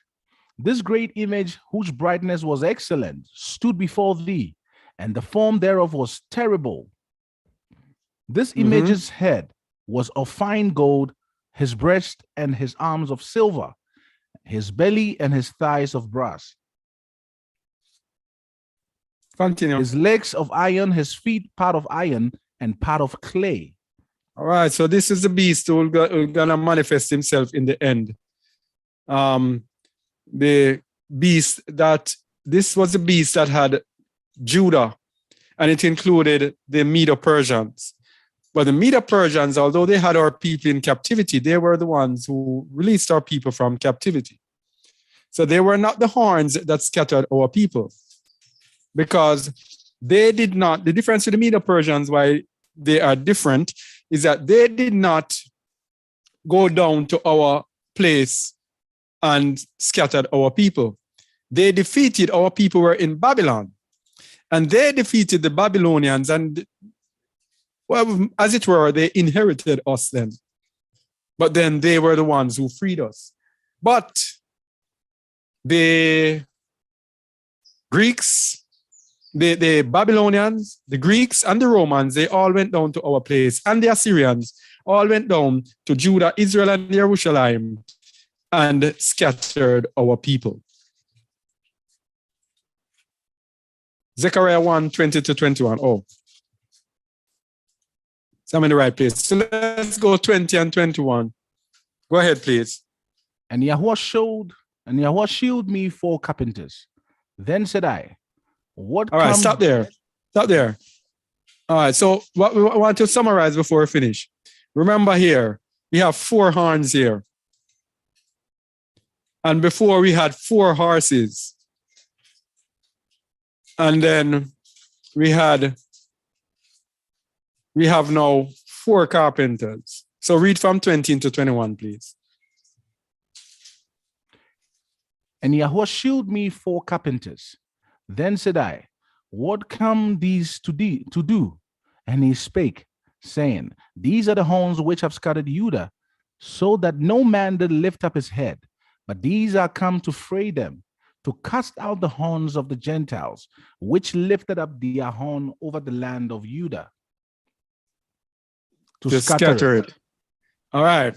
So 4 carpenters. We had the 4 horns here, but the Most High said the 4 carpenters are going to, the 4 carpenters are the 4 horns. Remember, everything Satan has, the Most High has a counteraction for it. So 4 horns scattered us. The Most High is going to provide us with 4 horns to gather us back. All right? So these are the horns which scattered Judah, so that but these are come to fray them, to cast out the horns, to cast out the power of the Gentiles, which lifted up their horn over the land of Yehudah to scatter it. Okay? So we're going to continue. The 4 horns we're going to look at right now. The 4 horns on the altar equal 4 angels. Remember, let's go there. Don't want to lose anyone. The 4 carpenters, hope you're with me, are the horns, which means there are 4 horns. And we're going to show who or what those 4 horns are. And the 4 horns, let's go and see who the 4 horns are. No, we're not going to go there yet. I knew that's why I was hitching. I didn't do Zechariah 2, verse 1 to 13. Yes. Before we see what the 4 horns are, we have to go to Zechariah 2. I knew that something was wrong. Yeah, go ahead. I lifted up mine eyes again and looked, and behold, a man with a measuring line in his hand. Continue. Then said I, Whither goest thou? And he said unto me, To measure Jerusalem, to see what is the breadth thereof, and what is the length thereof. Carpenter used measuring line, right? Yes. Continue. And behold, the angel that talked with me went forth, and another angel went out to meet him, Mm-hmm. and said unto him, Run, speak to this young man, saying, Jerusalem shall be inhabited as towns without walls, for the multitude of men and cattle therein. Mm-hmm. For I, saith Yahuwah, will be unto her a wall of fire round about, and will be the glory in the midst of her. Mm-hmm. Oh, So before we are at this critical point now. So before all of this happens, before all of this can happen, and the children of Yasharal can benefit from this, the Most High wants his people out. Because when he gets angry and when he decides that it's time to act, he does not want his people to be amongst the wicked. Because his anger is going to be on the wicked. And if we are among the wicked, he's going to judge us as being partakers of the wicked. Why? Because he warned us in his word, he warned us in his scriptures that we should come out, we should leave from among the wicked. So if we leave, then we are obedient. But if we do not leave, then he will judge us as being disobedient. Verse 6. Ho, ho, come forth, and flee from the land of the north, saith Yahuwah. For I have spread you abroad as the 4 winds of the heaven, saith Yahuwah. Deliver thyself, Continue. O Zion, that dwellest with the daughter of Babylon. All right. So this is it. When it's time to act, all right? Most people in this world are sitting and waiting for the Most High to deliver them. We're sitting and waiting. Oh, the Messiah is coming. Oh, it says first, deliver yourself. We have to deliver ourselves. Okay? When we are in Babylon. Because he has scattered us, but we have to deliver ourselves. And you can check out our videos. We have an article on justaword.org, Flee Out of the Midst of Babylon. You can check that out, very detailed, concerning everything to do with flee out of the midst of Babylon. Okay? So we need to deliver ourselves, because verse 8 says, For thus says Yahuwah of hosts, after the glory hath he sent me unto the nations which spoiled you. For he that toucheth you toucheth the apple of his eye. oh, so guess what? Because he that touches us, touch the apple of his eyes. When he's going to pour out his wrath, he's not going to have any mercy on them. So woe be unto us if we are amongst them. Continue. For behold, I will shake mine hand upon them, and they shall be a spoil to their servants, and ye shall know that Yahuwah of hosts hath sent me. All right, so he's going to destroy them, and they are going to be a spoil to their servants. Verse 10. Sing and rejoice, O daughter of Zion, for lo, I come and I will dwell in the midst of thee, saith Yahuwah. All right, he will dwell in the midst of us after we have delivered ourselves from out of Babylon, flee from the midst of Babylon. Verse 11. Bro, do you see what I see? Go You see ahead. many of these prophecies given. They are Yahuwah repeating to show people, especially if there's any Christian watching, to show them that nothing changes with the word of the Most High. It is continuous. It will accomplish the purpose for which it's sent. So look at this. If we go, please just go up a bit where we just came from. Just scroll up. Okay. So he says what? It says here, apple of his eye. Where it says apple of his eye. Verse 8. Verse 8. Verse 8 confirms Deuteronomy 32, verse 8. Am I lying? For Jacob, he says, as an eagle is a lot of his inheritance. Yes, as he says, as the eagle flattereth over a young and something, so has he. Is that Deuteronomy? Yes. Verse 11. Verse 11. As an eagle stirreth up her nest, flattereth over her young, spreadeth abroad her wings, taketh them, beareth them on her wing. So Yahuwah alone did lead him, and there was no strange God with him. And then also he chose Jacob to be the apple. I think go above verse 10. Verse 10. Yeah. He found him in a desert land, in the waste Harlan wilderness. He led him about, he instructed him, and he kept him as the apple of his eye. It is constant, it does not change. And then let's go back to Zechariah. Another precept to show Yahuwah is continuing in what he has started. He says, for behold, I will shake my hand upon them, and they shall be a spoil to their servants, and ye shall know that Yahuwah of hosts has sent me. All right. Sing and rejoice, O daughter of Zion, for lo, I come and I will dwell in the midst. This is Joel, isn't it, Joel? I'm in the midst of thee, and you shall not. Joel 2:27. Joel 2:27, yes. That also affirms Joel 2:27. Yeah. And ye shall know that I am in the midst of Israel, and that I am Yahuwah your Aloha, and none else. My people shall never be ashamed. It doesn't change. The word is going to come through, and the very same thing that Yahuwah started doing is what is going to be fulfilled in Revelations. It's exactly it. Nothing changes. No Christianity replaces Yasharal. No one should lie to you about how it's going to look like and say only Yasharal is going to be saved without the nations. It's all a lie. All right. It's all what has been. Yeah. Because verse 11, I just want to just go in your stride as you were saying. Verse 11. And many nations shall be joined to Yahuwah in that. Oh, wow. And many nations shall be joined to Yahuwah in that day, and shall be my people. Wow. Stop there. Stop there. Stop. Stop there. Read it again.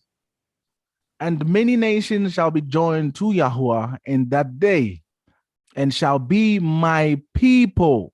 So how come only Israel can be saved? How come? What about these prophecies? Are we to ignore them? They shall be my people. Just the same thing that he said about Yasharal. It's the same thing he said about the many nations. Continue. And I will dwell in the midst of thee, and thou shalt know that the Yahuwah of hosts hath sent me unto thee. And Yahuwah shall inherit Judah his portion in the Holy Land, and shall choose Jerusalem again. All right. So here's this. Here's how the Bible writes. The Most High speaks in the scriptures. He will give a by mention of the nations, but then he goes again and focuses on his people. So because the focus is on his people, we believe that it is all about his people. What about the little by mention that he made to the many nations will be his people as well? We ignore that. Because we don't understand what the double-edged sword means. The double-edged sword is a sword that is cutting his people and is cutting the nations. All right. So the Most High is going to use the wickedness of the nations to bring out righteousness in his people, and is going to use the righteousness of his people to what? To chastise the wicked. So either way, good or bad, the Most High is working all things to his good. Double-edged sword. That's what the word is. Yep. And here verse 13. Be silent, O all flesh, before Yahuwah, for he is raised up out of his holy habitation. All flesh. He's speaking to every single human being. Here. All flesh. It's not Israel alone. All right. So, where was I? The 4 horns on the altar. 4 angels. Revelation 9, 13 to 21. The 4 horns on the altar that he's going to use to deliver his people.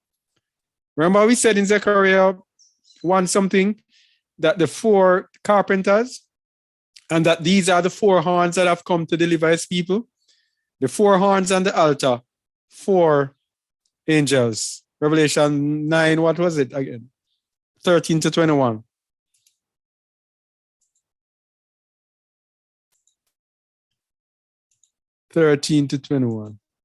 Read, please. And the 6th angel sounded, and I heard a voice from the 4 horns of the golden altar, which is before Alua, saying to the 6th angel which had the trumpet, loose the 4 angels which are bound in the great river Euphrates. Okay. So the 4 horns are the 4 angels in Revelation. These are the 4 horns, the 4 powers that are going to deliver his people. Verse 13.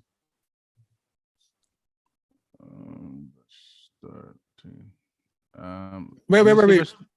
Yeah. Oh. 14. No, man. Yeah, verse 15. 15. Yeah. And the 4 angels were loosed, which were prepared for an hour and a day and a month and a year, for to slay the 3rd part of men. Oh. The 4 angels were to kill 1/3 of mankind. The 4 angels are to destroy, and they were prepared for an hour and a day and a month and a year. They were prepared for that specific time to deliver his people in the end time. Remember, in Zechariah 1, it says, the man on the red horse bent around the earth and said, everything is quiet. These 4 horns, these 4 powers are to destroy the power of the Gentiles and to make the world anything but quiet in order to deliver the people of the Most High. Continue. And the number of the army of the horsemen were 200,000. And I heard the number of them. And 200 million. Yeah. 200 million soldiers in the end time. Yeah. This is a massive world war that, of course, we'll have to include China. I think China has a massive army. I think about 200 million.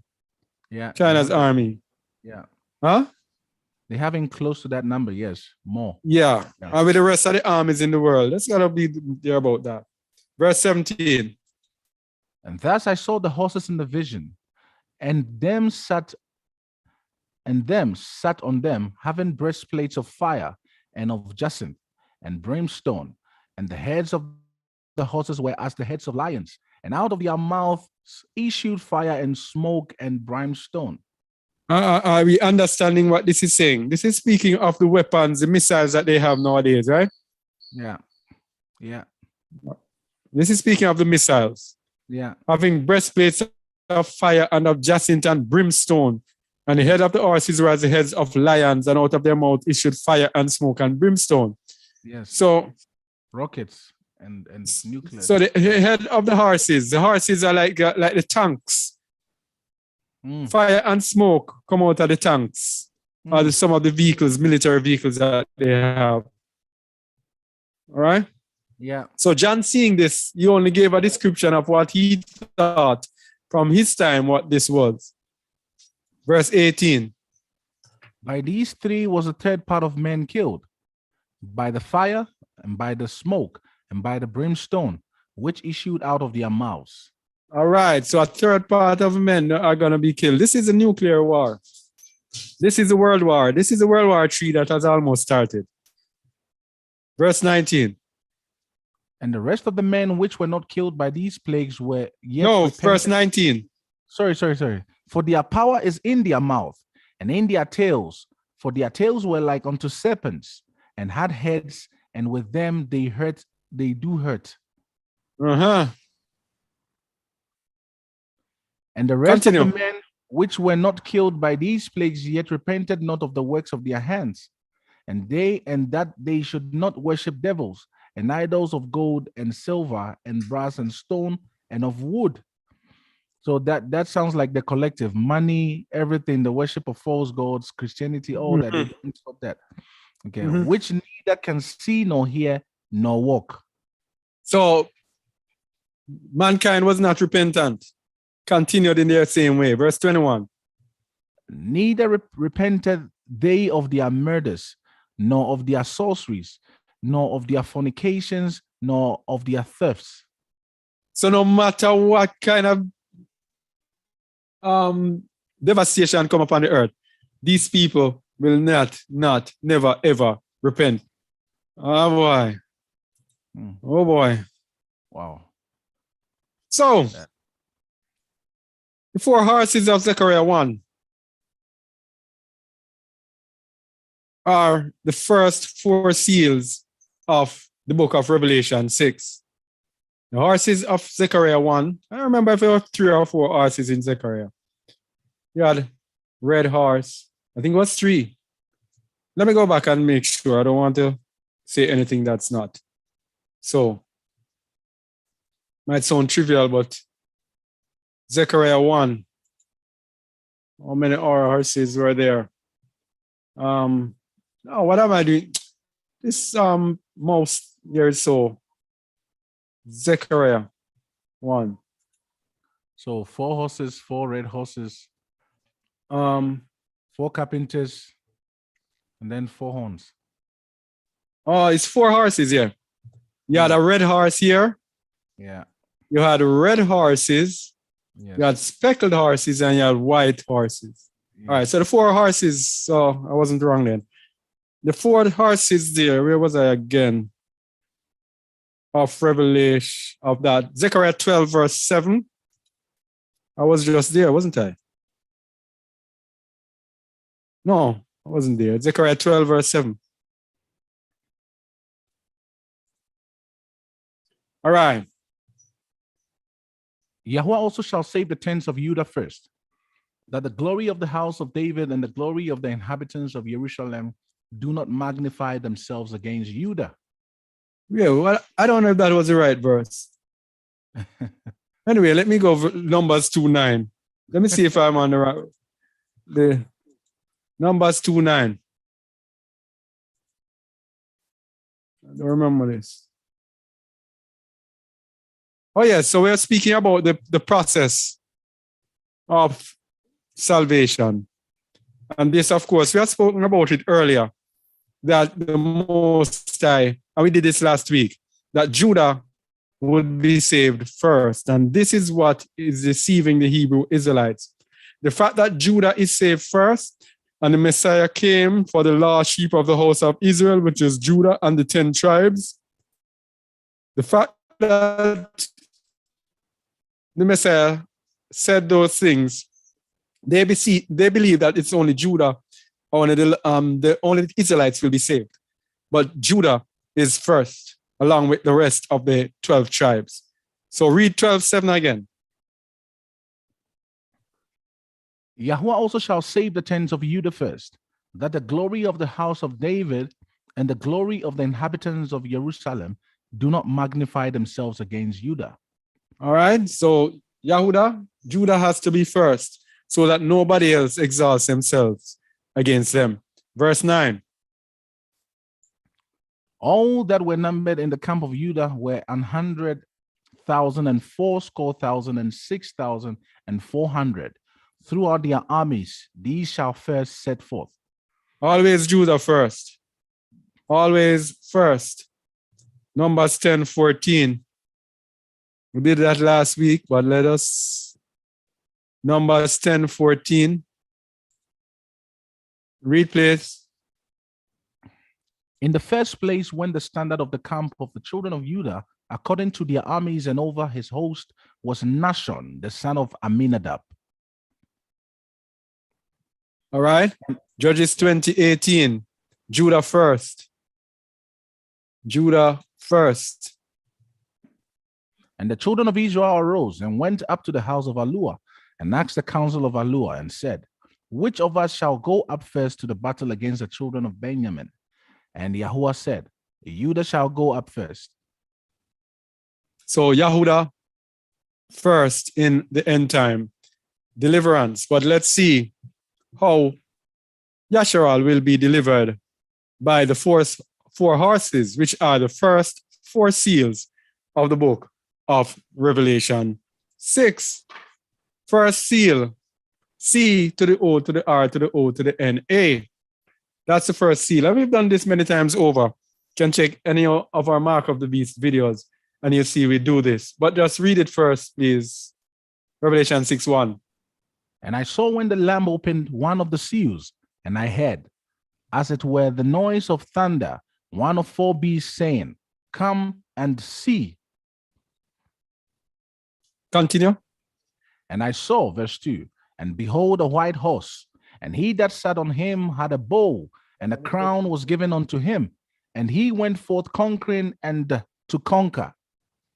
All right. So as we have looked on this many times before, the white horse, white refers to the medical field, and it refers to pharmacy, because the earth is deceived. Revelation 18:23, that the earth is deceived by thy sorcery, and sorcery there means medication or pharmaceutical. And he that sat on him had a bow, and if you look down at the bottom, bow is from the Greek toxin, from which we get toxin or poison, which is what they put into us with that thing that they have. And a crown was given unto him. And if you research the etymology of the word crown, it is what you have up at the top here, C to the O to the R to the N to the A. So a corona was given him, and he went conquering the world with the corona. It is through the use of the corona that they have been able to set up their one world order system and to have control over the world. Just think about it. 2 years ago, these people have an iron grip on the world now. We are just sitting by and waiting to hear what they are going to tell us next to do. They have the world as if they tell the world when to do this, when to do that. Lock down this, lock down that. You can't go there. You have to do this. You have to. So that they have achieved through the first seal, which is the C to the R to the O to the N to the A, that they use to conquer. So that's a white horse. Then we have the Next pleasant. hey, someone, can you mute, please? That sounds like Benaiah. Yeah, Brother Benaiah, yeah. Yeah. Then we have the second seal. Read, please. The second seal, which is World War. Read, please. All right. And when he opened, okay, the second seal. Okay, Revelation 6:3. And when he had opened the second seal, sorry, Brother Benaiah, can you mute? Let me. Okay, he's muted. Yeah. Go ahead. Revelation chapter 6, verse 3. And when he had opened the second seal, I heard the second beast saying, come and see. And there went out another horse that was red, and power was given to him that sat thereon to take peace from the earth, and that they should kill one another. And there was given unto him a great sword. All right. Power was given him to take peace from the earth. Peace from the earth. And this is the red horse. Remember in Zechariah 1, it says the red horse went around and everything was peaceful. Yes. Everything was still. And the angel cried and said, how long, Yahuwah, before you deliver our people? Well, this red horse, this world war, this thing that we see stirring up with Russia and NATO, the red-colored NATO and the red-colored Russia, this thing that we see stirring up This is the earth now going into a war, peace taken from the earth. And that is when our people is going to signal the beginning of the deliverance of our people. Okay? So the red flag nations, remember we are about flags and colors. The red flag nations are given power to shed blood worldwide. And they have the ammunition, the nuclear weapons, to kill a third of their. They have the nuclear weapons that can kill the whole world. Yeah. They have enough ammunition to wipe out every mankind on the face of the earth. But the Most High tells you that he is going to restrict it. They can't go over the 1/3. 1/3 of nations will be killed. So the red horse finally released so Yasharal can be delivered. So all of those people who are sitting here praying, boy, I hope these people, the war doesn't happen. If you are praying that the war doesn't happen, you are praying that the Most High's will not be done. If you are praying that the war doesn't happen, it means you love the world more than you love your people. If you are praying that the war doesn't happen, you're an enemy of the Most High. Because these things have to be fulfilled before his people can be delivered. Remember the 4 angels, the 4 horns, the 4 powers that were given to destroy the time of the Gentiles.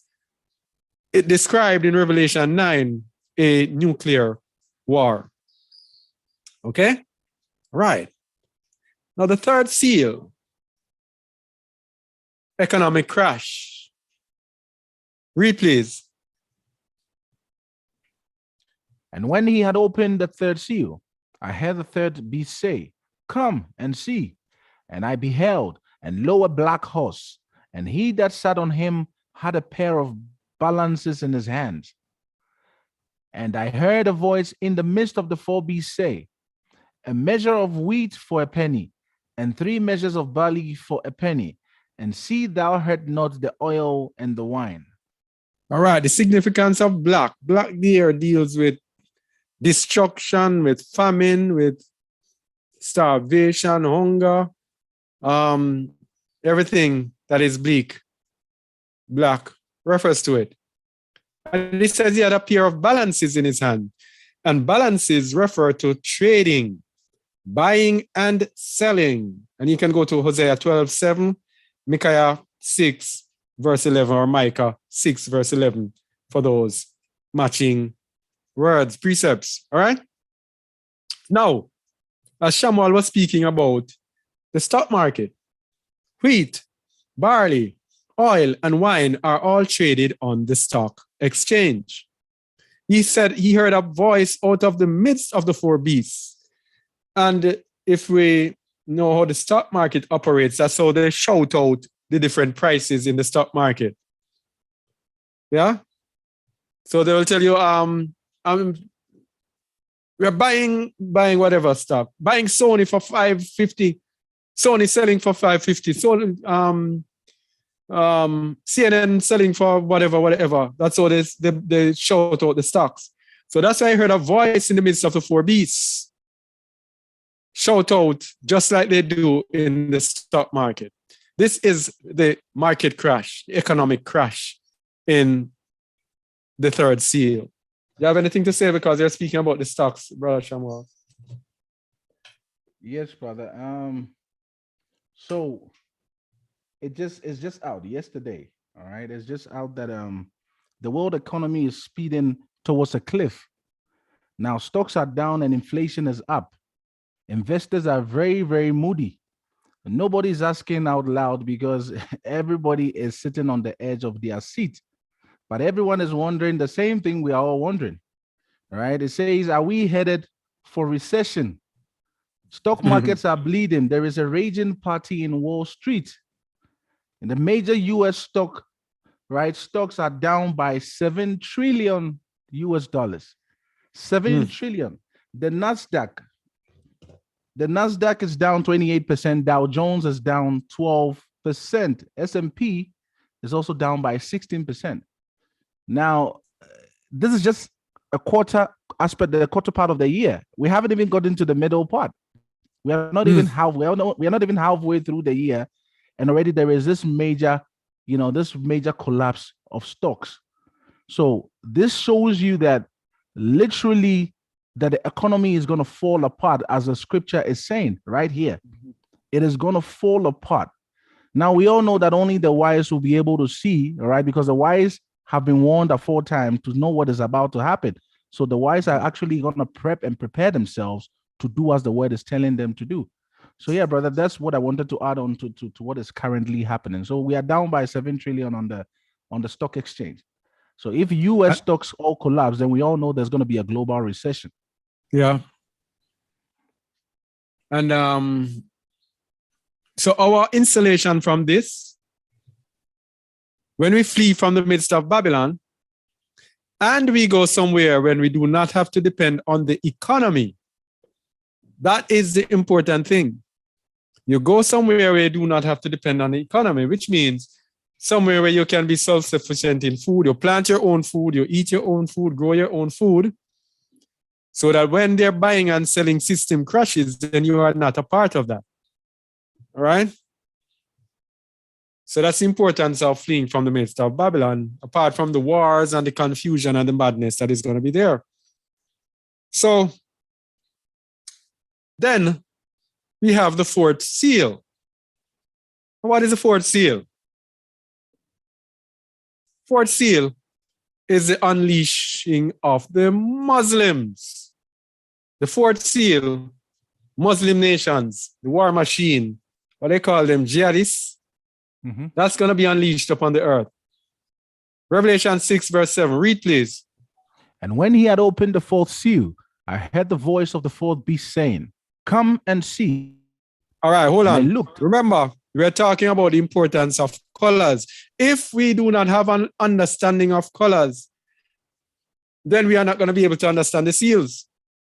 Colors are absolutely necessary for you to understand end time prophecy. Read verse 8, please.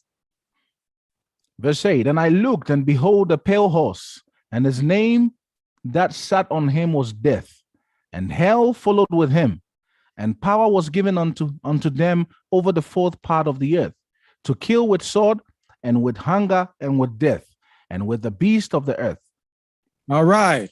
And I looked, and behold, a pale horse.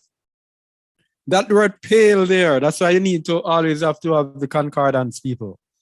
That word pale there is from the Greek chloros, which means greenish or green.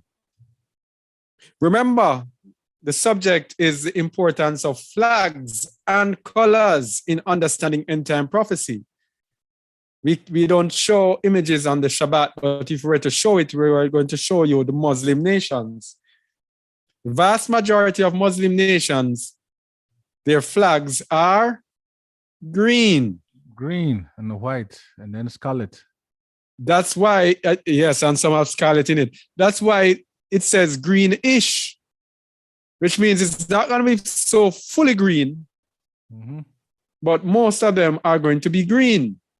Now, look at here, it says here in verse 8, and power was given unto them over the fourth part of the earth. I'm going to show you how accurate the Most High is.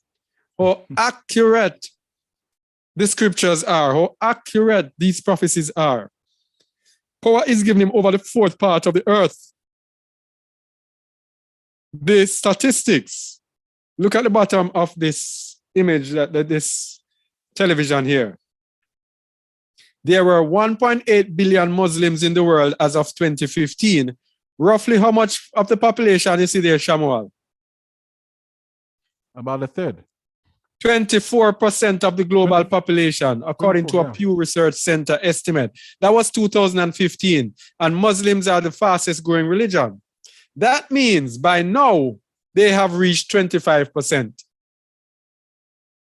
And what did he say? Power was given him over the fourth part of the earth. And that 25%. That was 2015.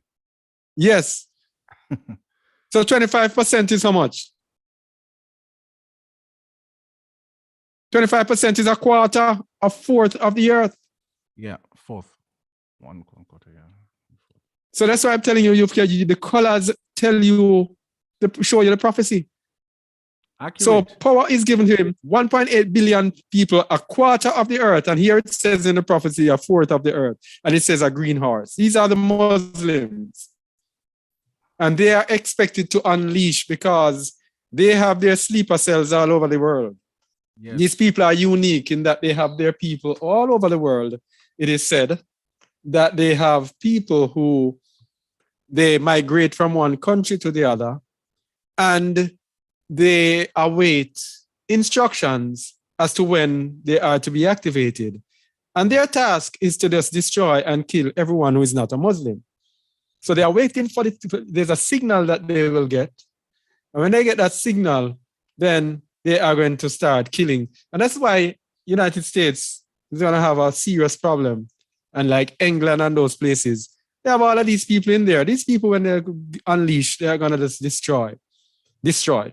All right? So this is the fourth seal, the Muslims.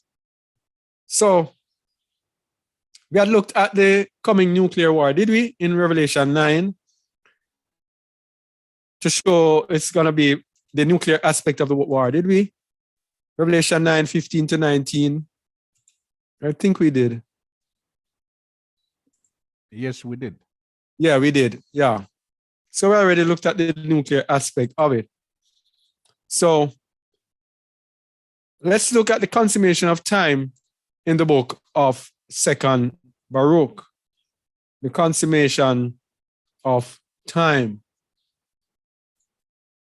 So in the book of 2nd Baruch, it actually tells us what to expect in the end times. And this is why you need to flee from Babylon, people. We need to flee. Because Baruch tells us about 12 different things that are going to be happening. And it's all going to be mixed up. He said some will mix up with some and some. And he says it's going to be in such a combination that people on the earth are not going to know that it is the end of times. Just like how we are here today. And we are here going around and feeling so low and unhappy when we see people going about their business as if nothing is happening. And we are like preparing. And these people couldn't care less. In the book of Baruch, it tells us that the Most High is going to make it, that people on this earth are not going to know that it's the end time. No matter what is happening, they're not going to know. Read Revelation 27, verse 1, please. Revelations 20. It's not showing yet. Oh, It's is not that it? Oh, and yeah, is it Revelations or Baruch? Which of it? 2nd Baruch, sorry, my bad. Yeah. Okay. And Yahuwah answered and said to me, that time will be divided into 12 parts, sorry. And each part has been preserved for that for which it was appointed. Verse 2. In the first part, the beginning of commotions. In the second part, the slaughtering of the great. In the third part, the fall of many into death. In the third part. In the third part, the fall of many into death. In the fourth part, the drawing of the sword. In the fifth part, famine and the withholding of rain. In the sixth part, earthquakes and terrors. In the eighth part, a multitude of ghosts and the appearances of demons. That is the Operation Blue Beam, Project Blue Beam. No, man. This is a Revelation 7 with the with CERN, when CERN releases the demons. Okay. Which they've started already. Yeah. Okay. Yeah. Okay. And in the ninth part, the fall of fire. That's nuclear. And in the 10th part, rape and much violence. And in the 11th, Okay. In the 11th part, injustice and unchastity. In the 12th part, there's order and a mixture of all that has been before. Mm-hmm. That's going to be hectic. That's hell on earth. That's why we have to separate ourselves. So people think that in Babylon, things are just going to go like, no, it's going to be hell. That's why the Most High, through his mercies, told us to flee. It's not because he wants us to go, he's very hard and all of that. It's through his mercies, he says, flee, because you have no idea what is coming. Continue. All right. Verse 13. These part of that time will be preserved and will be mixed. one with another, and they will minister to each other. 14. For some of these parts will withhold the part of themselves and take from others and will accomplish that which belongs to them and to others. Hence, those who live on earth in those days will not understand that it is the end of times, which is pretty much obvious right now, which is very, very obvious. Very obvious.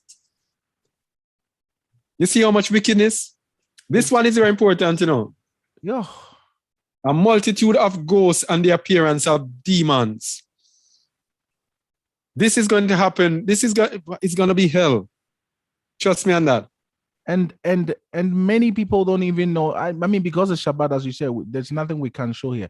But you know, Project CERN has been opening portals. Yes. So many portals being open in Arizona area and many other areas in the world that many people do not even know. They just see things in the sky and they're like, oh, there's a nice formation of things in the sky, and they take it for granted, not knowing CERN is actually doing stuff secretly without anyone knowing. You know, and it also speaks about what? It also speaks about the weather, that they will withhold rain.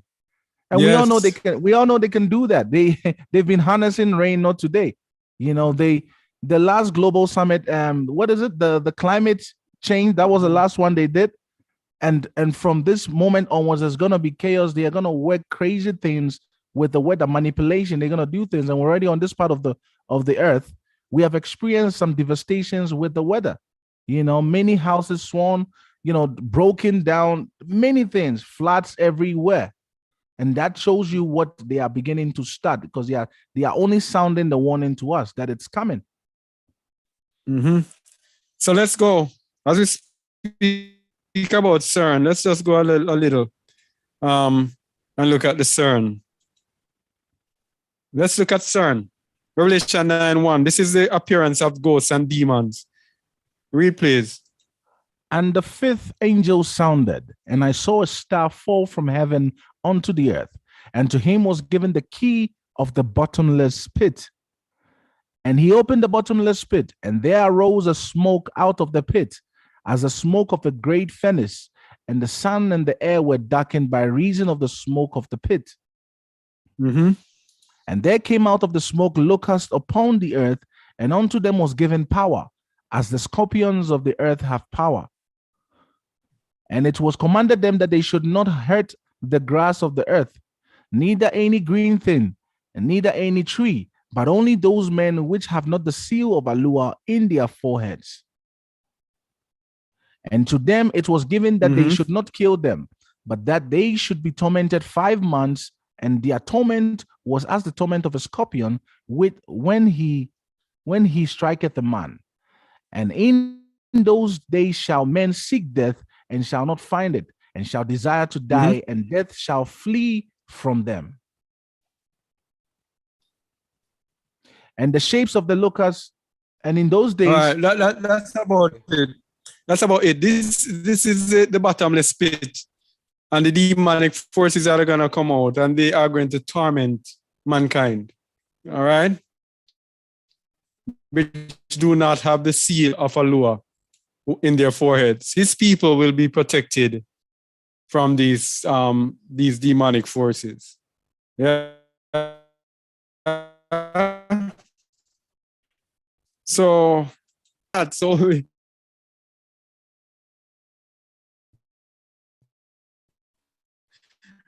We are leading up now to the destruction. Gone through. We still have the 7 bowls of Yahuwah's wrath to contend with. That is Revelation 16. All of this happens. Revelation 16. All of Revelation 16 happens before the destruction of Babylon. So it is not only being in Babylon is not only this immediate destruction that is going to come on Babylon, but it is also the tribulation that is going to come on the people who are in Babylon. Yeah? So Revelation 16:1. And I heard a great voice out of the temple saying to the 7 angels, go your ways and pour out the vials of the wrath of Alua upon the earth. And the first went and poured out his vial upon the earth, and there fell a noisome and grievous sore upon the men which had the mark of the beast, and upon them which worshipped his image. And the second angel poured out his vial upon the sea, and it became as the blood of the dead. All right. Okay. So no, the bad connection. Are you there? Yeah. Yes, All right, I'm here. The bad connection made me miss this verse. Okay. So the first thing that's gonna happen, and this is leading up to the destruction of Babylon. There will be a noisome and grievous sore on them which had the mark of the beast, and upon them which worship the image. Now, common sense and spiritual sense. If the mark of the beast is going to cause a sore upon people, how can it just be a little RFID chip that you put inside your hand?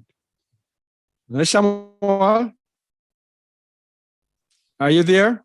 I'm right here. Yes. So how can it be a little RFID chip? In your hands.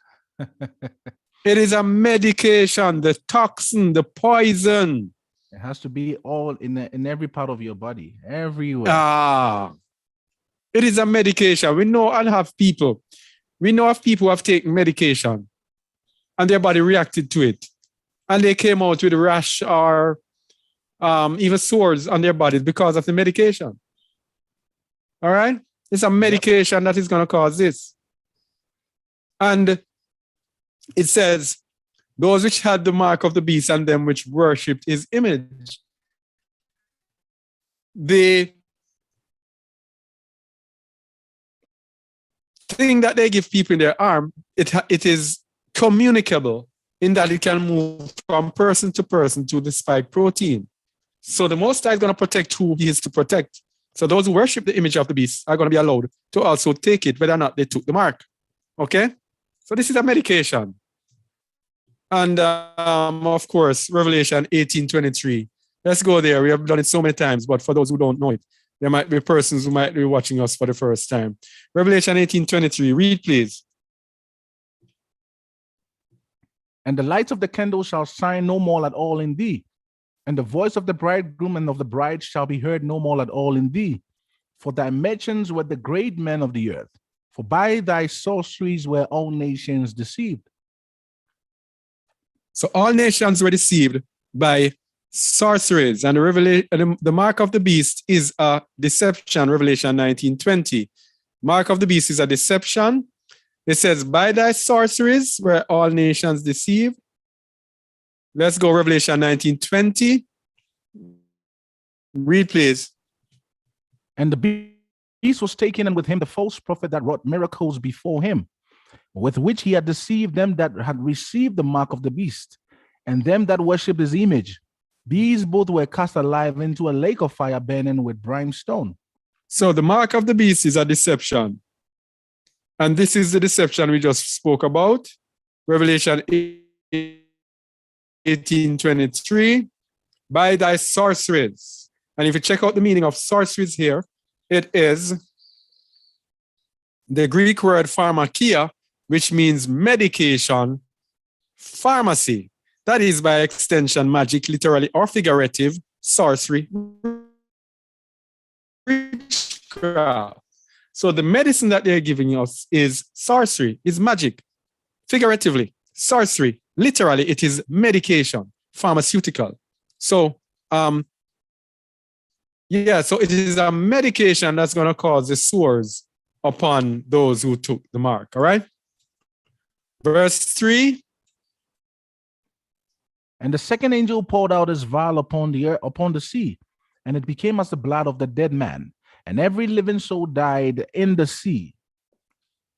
And the third angel. All right.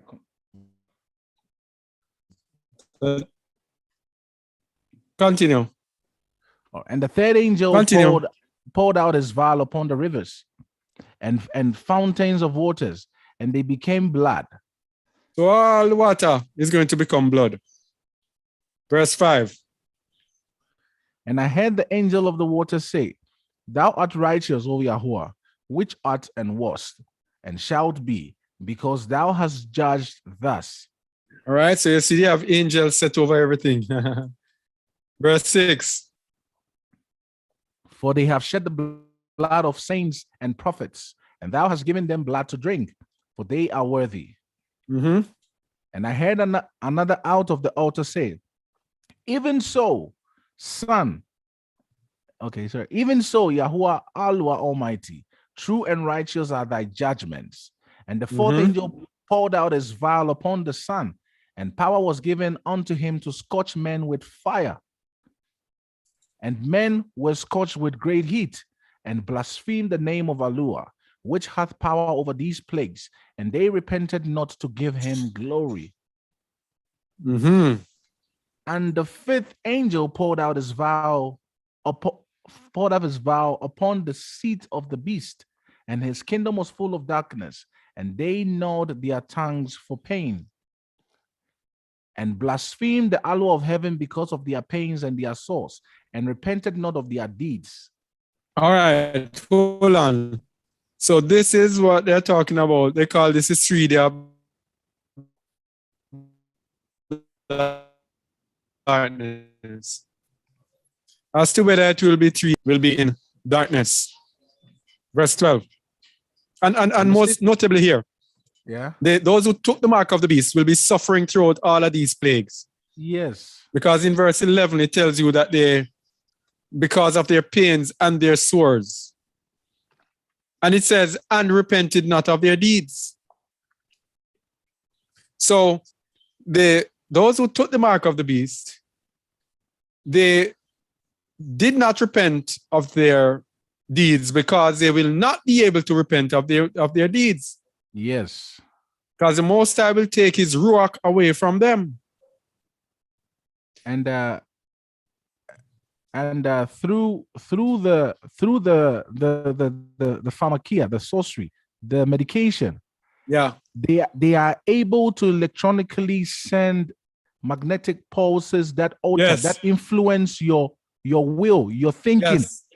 They influence your thinking. So when you are sleeping, I mean, people can research on this. When you are sleeping, they insert commercials, things they want you to go and buy, things they want you to be thinking of, things they want you to be doing.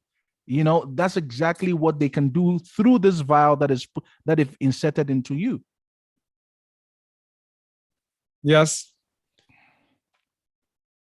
So they repented not of their deeds. So that is why those people who have taken this thing, who have a heart, a repentant heart, and still have a heart that can repent, try something. Try and repent. As long as you have the heart to repent, then that means that it says, and repented not of their deeds, which shows that they still could have time to repent. Is it? Yeah.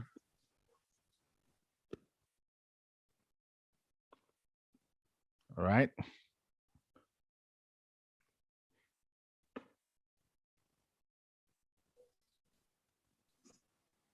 Shamuel. I'm right here. Must I read? Shamuel. Yeah, yes. And the sixth angel poured out his vial upon the great river Euphrates, and the water thereof was dried up, that the way of the kings of the east might be prepared.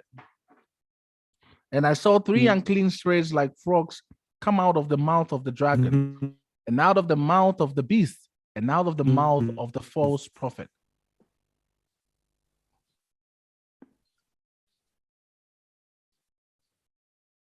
Ah, internet boy. Yeah, the line is a bit bad. Yeah. Continue. All right. Let me take it from 13 again. And I saw 3 unclean spirits like frogs come out of the mouth of the dragon, and out of the mouth of the beast, and out of the mouth of the false prophet. For they are the spirits of devils, working miracles, which go forth unto the kings of the earth and of the whole world to gather them to the battle of that great day of Allah Almighty. All right, so going to be unclean spirits that are going to be coming from the beast and the mouth of the false prophet, programming those who took the mark of the beast into battle of the great day and the people of the earth into the battle against the Messiah. Verse 15. Behold, I come as a thief. Blessed is he that watcheth and keepeth his garments, lest he walk naked and they see his shame. And he gathered them together into a place called in the Hebrew tongue Armageddon. Armageddon. All right. So you have 17. And the seventh angel poured out his vial into the air, and there came a great voice out of the temple of Shamayin from the throne, saying, "It is done." And there were voices and thunders and lightnings, and there was a great earthquake, such as was not since men were upon the earth. So mighty an earthquake and so great. This is what we want to get at now. Verse 19. And the great city was divided into 3 parts, and the cities of the nations fell. And great Babylon came in remembrance before Alua, to give unto her the cup of the wine of the fierceness of his wrath. All right. So we see what is happening before Babylon falls. All right. The cities of the nations fell. This is why we tell people that you do not want to be in the cities. You flee out of the midst of Babylon, because it's not only the fall of Babylon that is the problem. It's all of these things that are going to happen. They are going to happen in the cities. Yeah? Yeah. And then after the cities of the nations fell, then great Babylon came in remembrance before Alua, to give unto her the cup of the wine of the fierceness of his wrath. Verse 20. And every island fled away, and the mountains were not found. And there fell upon men a great hail out of heaven, every stone about the weight of a talent. And men blasphemed Alua because of the plague of the hail, for the plague thereof was exceeding great. All of these things to come true. So, let me get this thing. It's not a very nice look, but it is what it is. How much time has gone now? I think about 2 hours 45.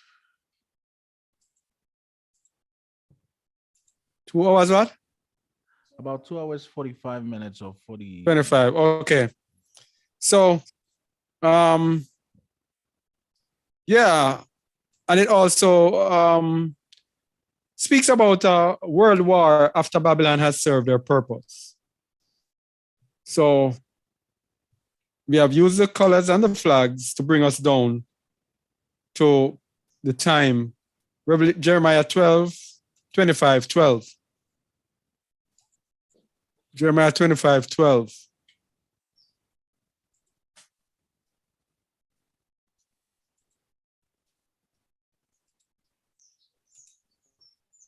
Read, please.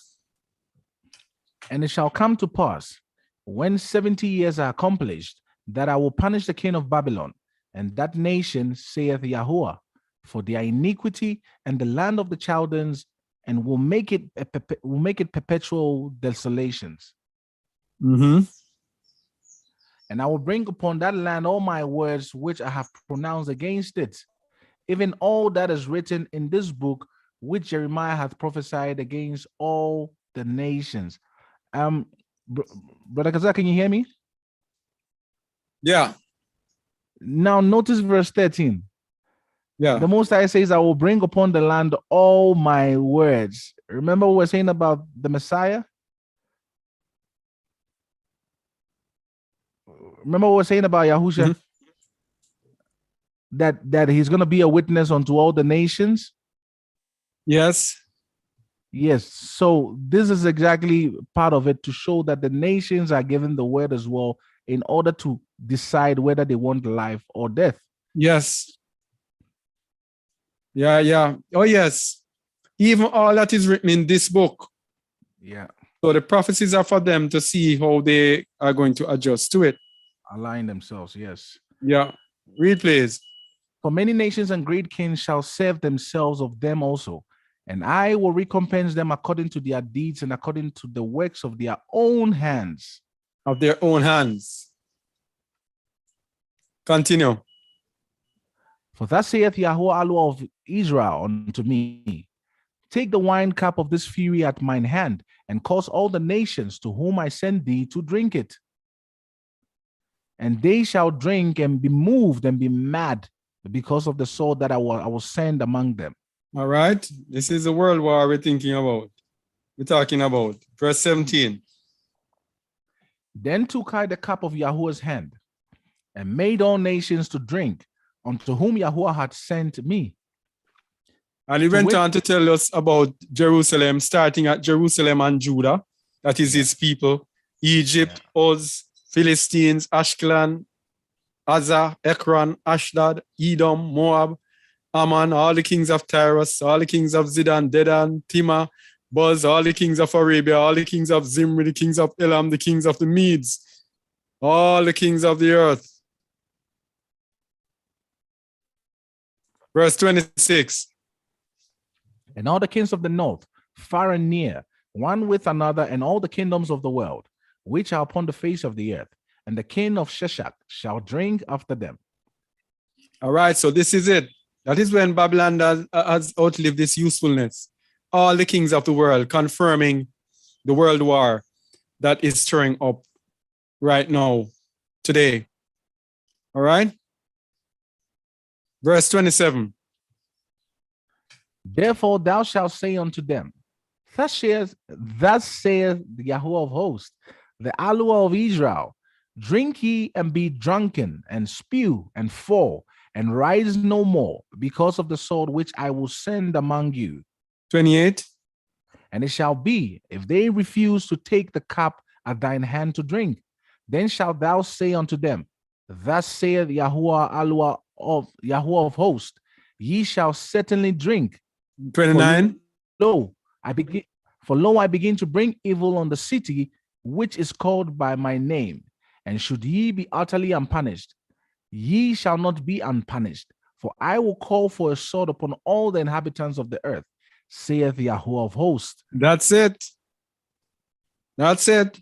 A sword upon all the inhabitants of the earth. That's what we are looking at right now, the red horse. The red horse. All right? Yeah. That's it. And then Babylon is suddenly destroyed. This is how we will end it.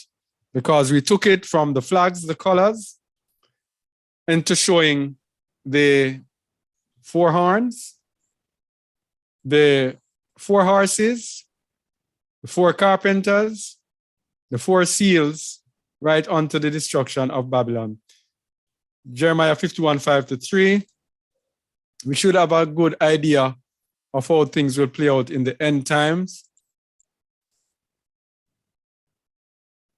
Read, please, as we end on this note. Jeremiah 51:5. For Israel hath not been forsaken, nor Judah of his Allah, of Yahweh of hosts, though their land was filled with sin against the Holy One of Israel. Flee out of the midst of Babylon, and deliver every man his soul. Be not cut off in her iniquity, for this is the time of Yahweh's vengeance. He will render unto her a recompense. So, even though our people were filled with sin, the Most High says, I will not forsake you. Flee out of the midst of Babylon, deliver every man his soul, and do not be cut off in her iniquity. For this is the time of Yahweh's vengeance. He will render unto her a recompense, and if you are there, you will be partakers of her sin. Verse 7. Verse 7. Babylon hath been a golden cup in Yahweh's hand, that made all the earth drunken. The nations have drunken of her wine. Therefore the nations are mad. Babylon is suddenly fallen and destroyed. How for her? Take balm for her pain. If so be she may be healed. We would have healed Babylon, but she is not healed. Forsake her, Let us go everyone into his own country, for her judgment reacheth unto Shamaim, and is lifted up even to the skies. All right, so the Most High is warning us here, forsake her, go every man into his own country, because Babylon has been a golden cup. Babylon has been used by the Most High to make the earth mad, to make the nations mad and the earth drunken. All right, we are not those who are drunken. We are not those who are mad. So we heed and hear the call to flee from the midst of Babylon. So, flags. Wow, this thing is frozen, gets so frozen so easily. Yeah, so flags, colors, and Babylon's destruction. That's what we look at today. Hope it made sense and helped to make sense of the end times for those of us who actually want to know and understand what is happening in the end and want to know and understand the scripture. All right. So, yeah. Let's see who. Brother, is El Pedro still there? Just gone. El Pedro. Oh no, Pedro is not there. Brother Mahar. Shalom, shalom. Shalom, everyone. Shalom. Indeed, it is looking like we are right at it. What is going on over this world? It is really matching up with the scriptures, and therefore we are not to take these warning lightly. Flee, every man, come out of the midst. Don't be cut off in your iniquity. That's just three, but there are many. So we need to really, take a look in ourselves and see where we're heading. And to see if where we're heading is where the Most High wants us to go. Because by now, at least everyone here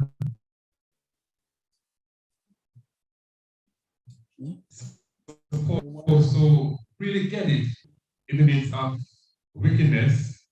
And we know where the wickedness are taking place. We cannot want to still be here saying that we want to be in the kingdom of the Most High. It is a reason why the scripture says, flee out of the midst. Because just imagine,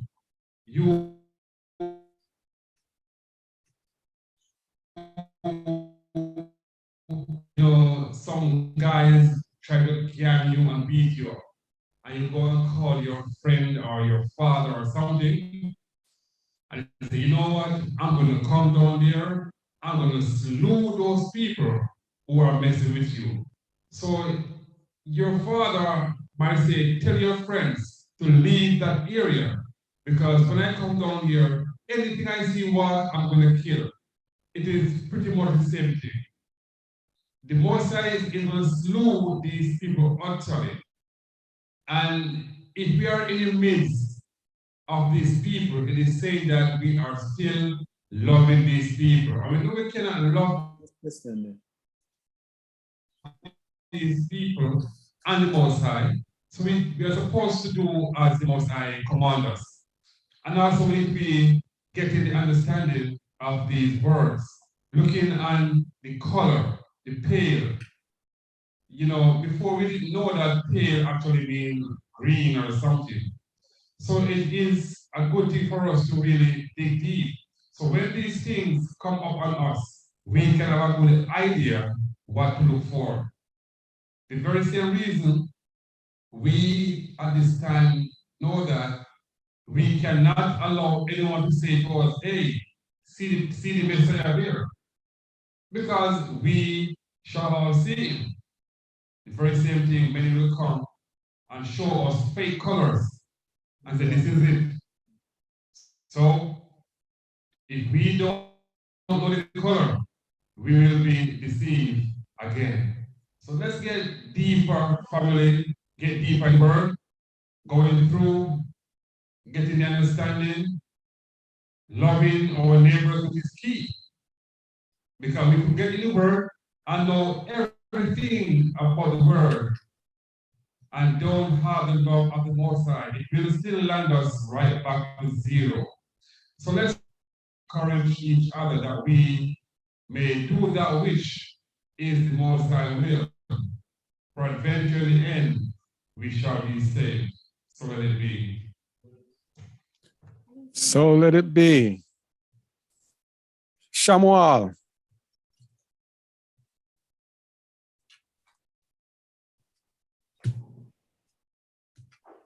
Yes. I don't really have much to add on, but everything that needs to be said has been said. All right. Everything that needs to be said have been said. Let us be mindful that we don't fall prey to our itchy ears, to not heap unto ourselves teachers that will speak to our carnal desires, our evil longings. All right. Let's not forget that our hearts are not inclined towards what is right. All right. And so every time you start digging and looking for things that soothe what you want to hear, you must know it is your carnal man calling out. The flesh is calling out. It needs teachers to approve of your wickedness. And this is what many are going to be victims to. And I pray that you don't subject yourself to it. The power of choice is in your hands. Choose life. All right. Yahuwah says, I have set before you life and death, blessings and curses. Every man has an opportunity of choice. You have to make it sound, but we are all encouraging you to choose life. Even the difficult words that are shared with us, we should have the boldness to be able to handle and to deal with it. All right?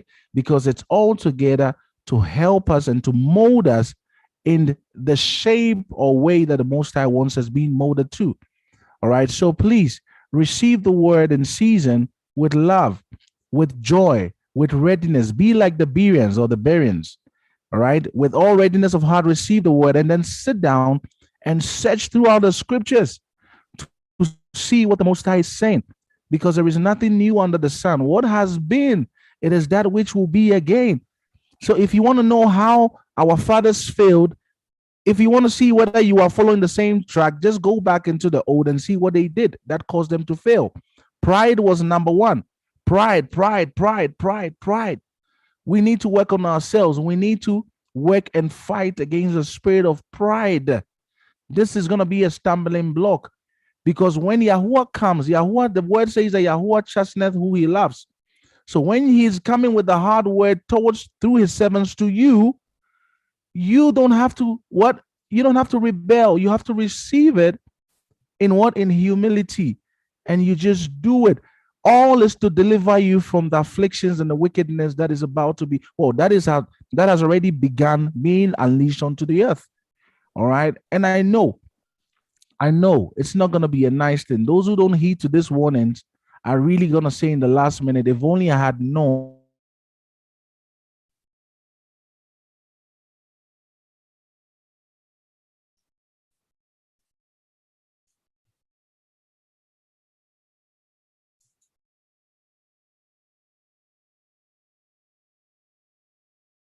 Oh boy.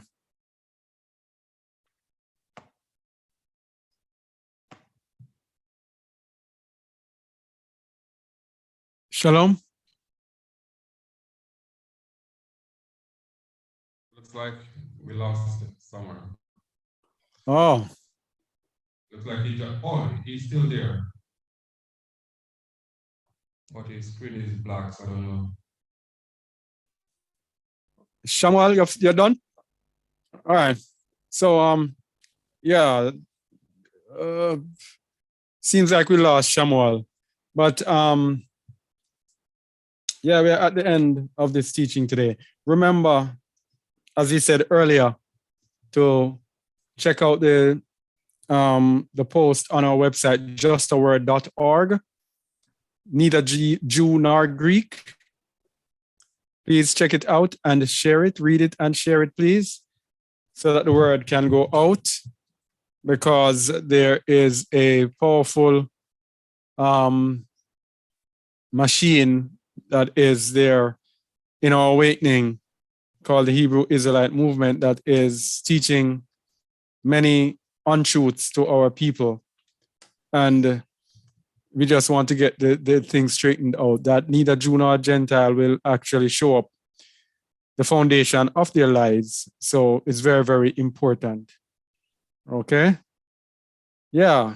And there were some questions that that were asked. One of them is, Ephraim or Ephraim is the 10 tribes? And the answer to that is that the most dominant tribe, the 10 tribes were given the name of the most dominant tribe, which is Ephraim or Ephraim, just as Judah is the name given to the southern tribe. Judah is the more dominant tribe, and Judah consisted of the house of Judah and the house of Benjamin, along with half the tribe of the Levites who were in Jerusalem. So it's Judah, Benjamin, Levi, and that constituted the house of Judah or Judah.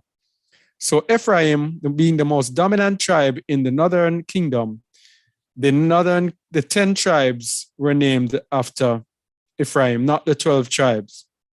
The 10 northern tribes were named after Ephraim. All right. And in the book of Ezekiel, it's also called Joseph, the house of Joseph.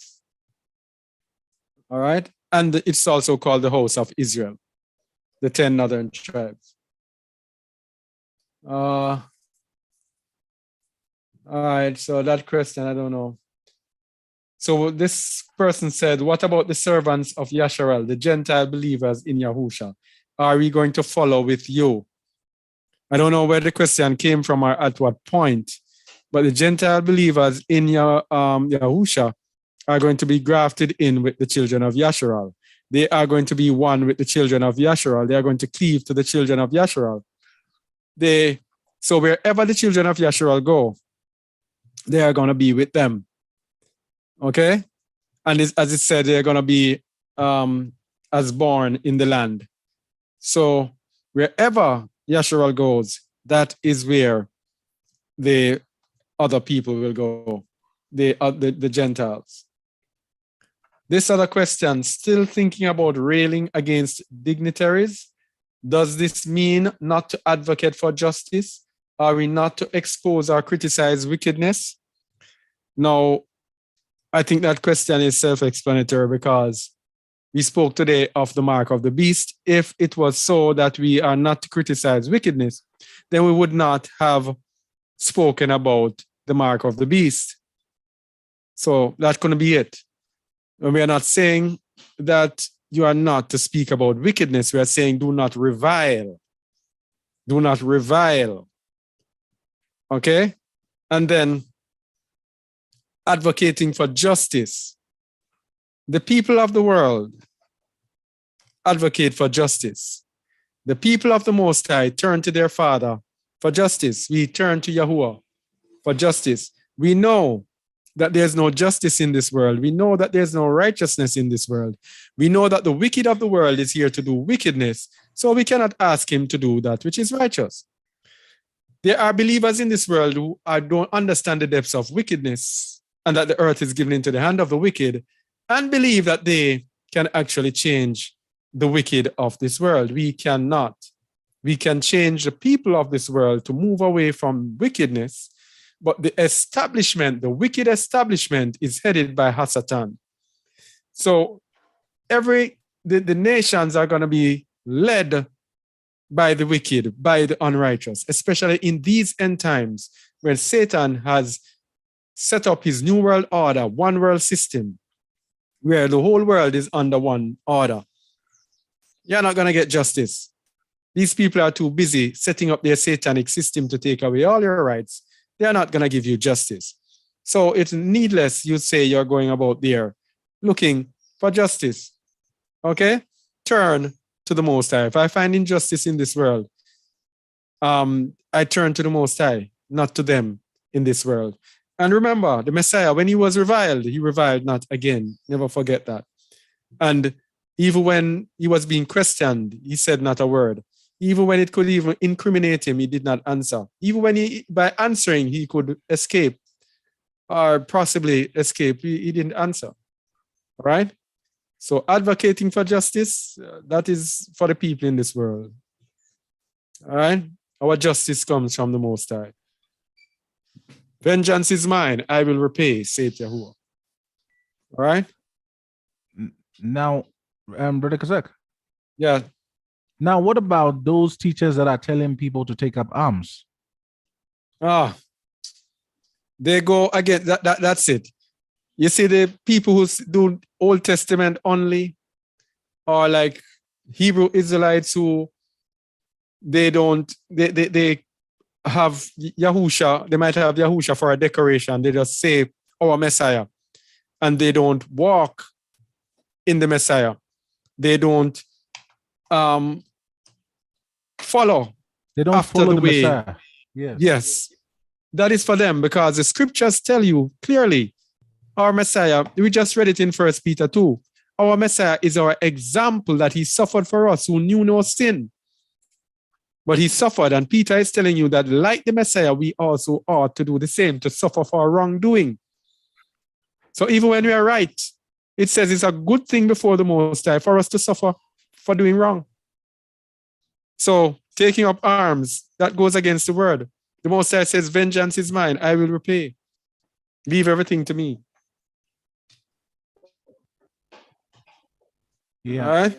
Yeah. That's so. I mean, just to add on to what Brother Kazak is saying, because about an hour ago, I think 2 hours, I just saw a post on Facebook with one of our brothers who doesn't. Well, he's a brother who doesn't belong to any of the camps, but they are also pushing their own things there. I saw him share a post to say that it is a Christian doctrine to say, let us not take up arms and defend and protect ourselves. And something in my spirit was really stirred up. But I said after the Shabbat, I would make time to reach him on the side and to put it before him again, because they are busy telling people that you are stupid if you don't take up arms and you are killed by your enemy. But if we can look at the lives of the Messiah that we say we follow, right? Remember, we are told to deny ourselves. Now, when you deny yourself and you follow the Messiah, who becomes your master now? Now you're no more in control of your own opinions. You don't follow your own understanding. You follow the leading.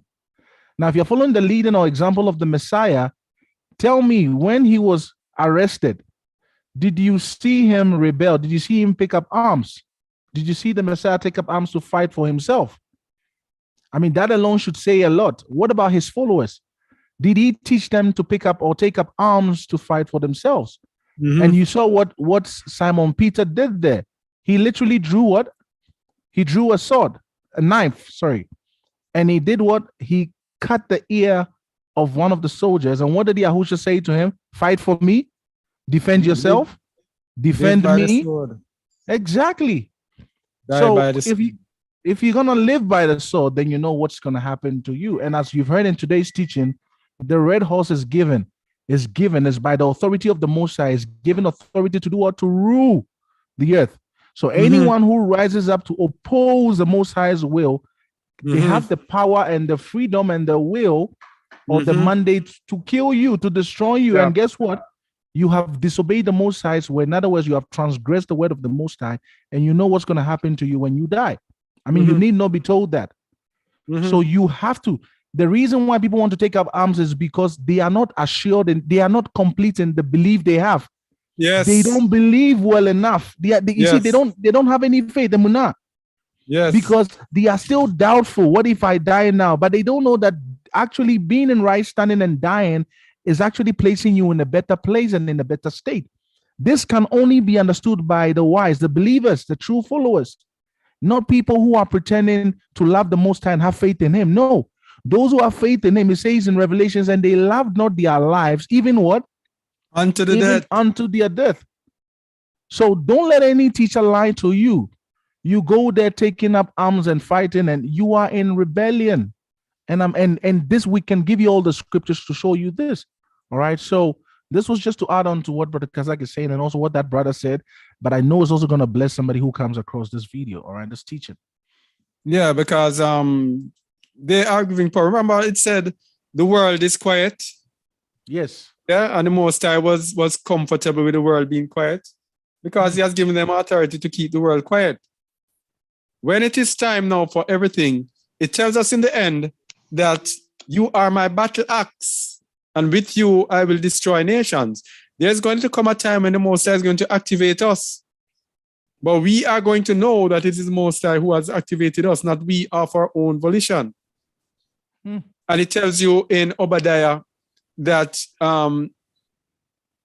Jacob will be for a flame to Esau and shall burn Esau. So we are going to be activated, but the Most High deals with everything in time. Everything has its time. It's not time for us to rebel. And there was another question. Is Yahusha going to decide where of the Israelite tribe the Gentile servants are going to be grafted into? Or which one of the Israelite tribes the Gentile servants are going to be grafted into? Oh, that's from Anne. Anne, you need to read our post on neither Jew nor Greek on our website, justaword.org, okay?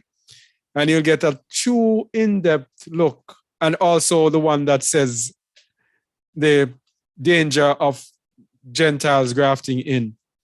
The grafting in one that we recently did as well. That will explain it, but let me just go to and show where it is exactly in the scriptures.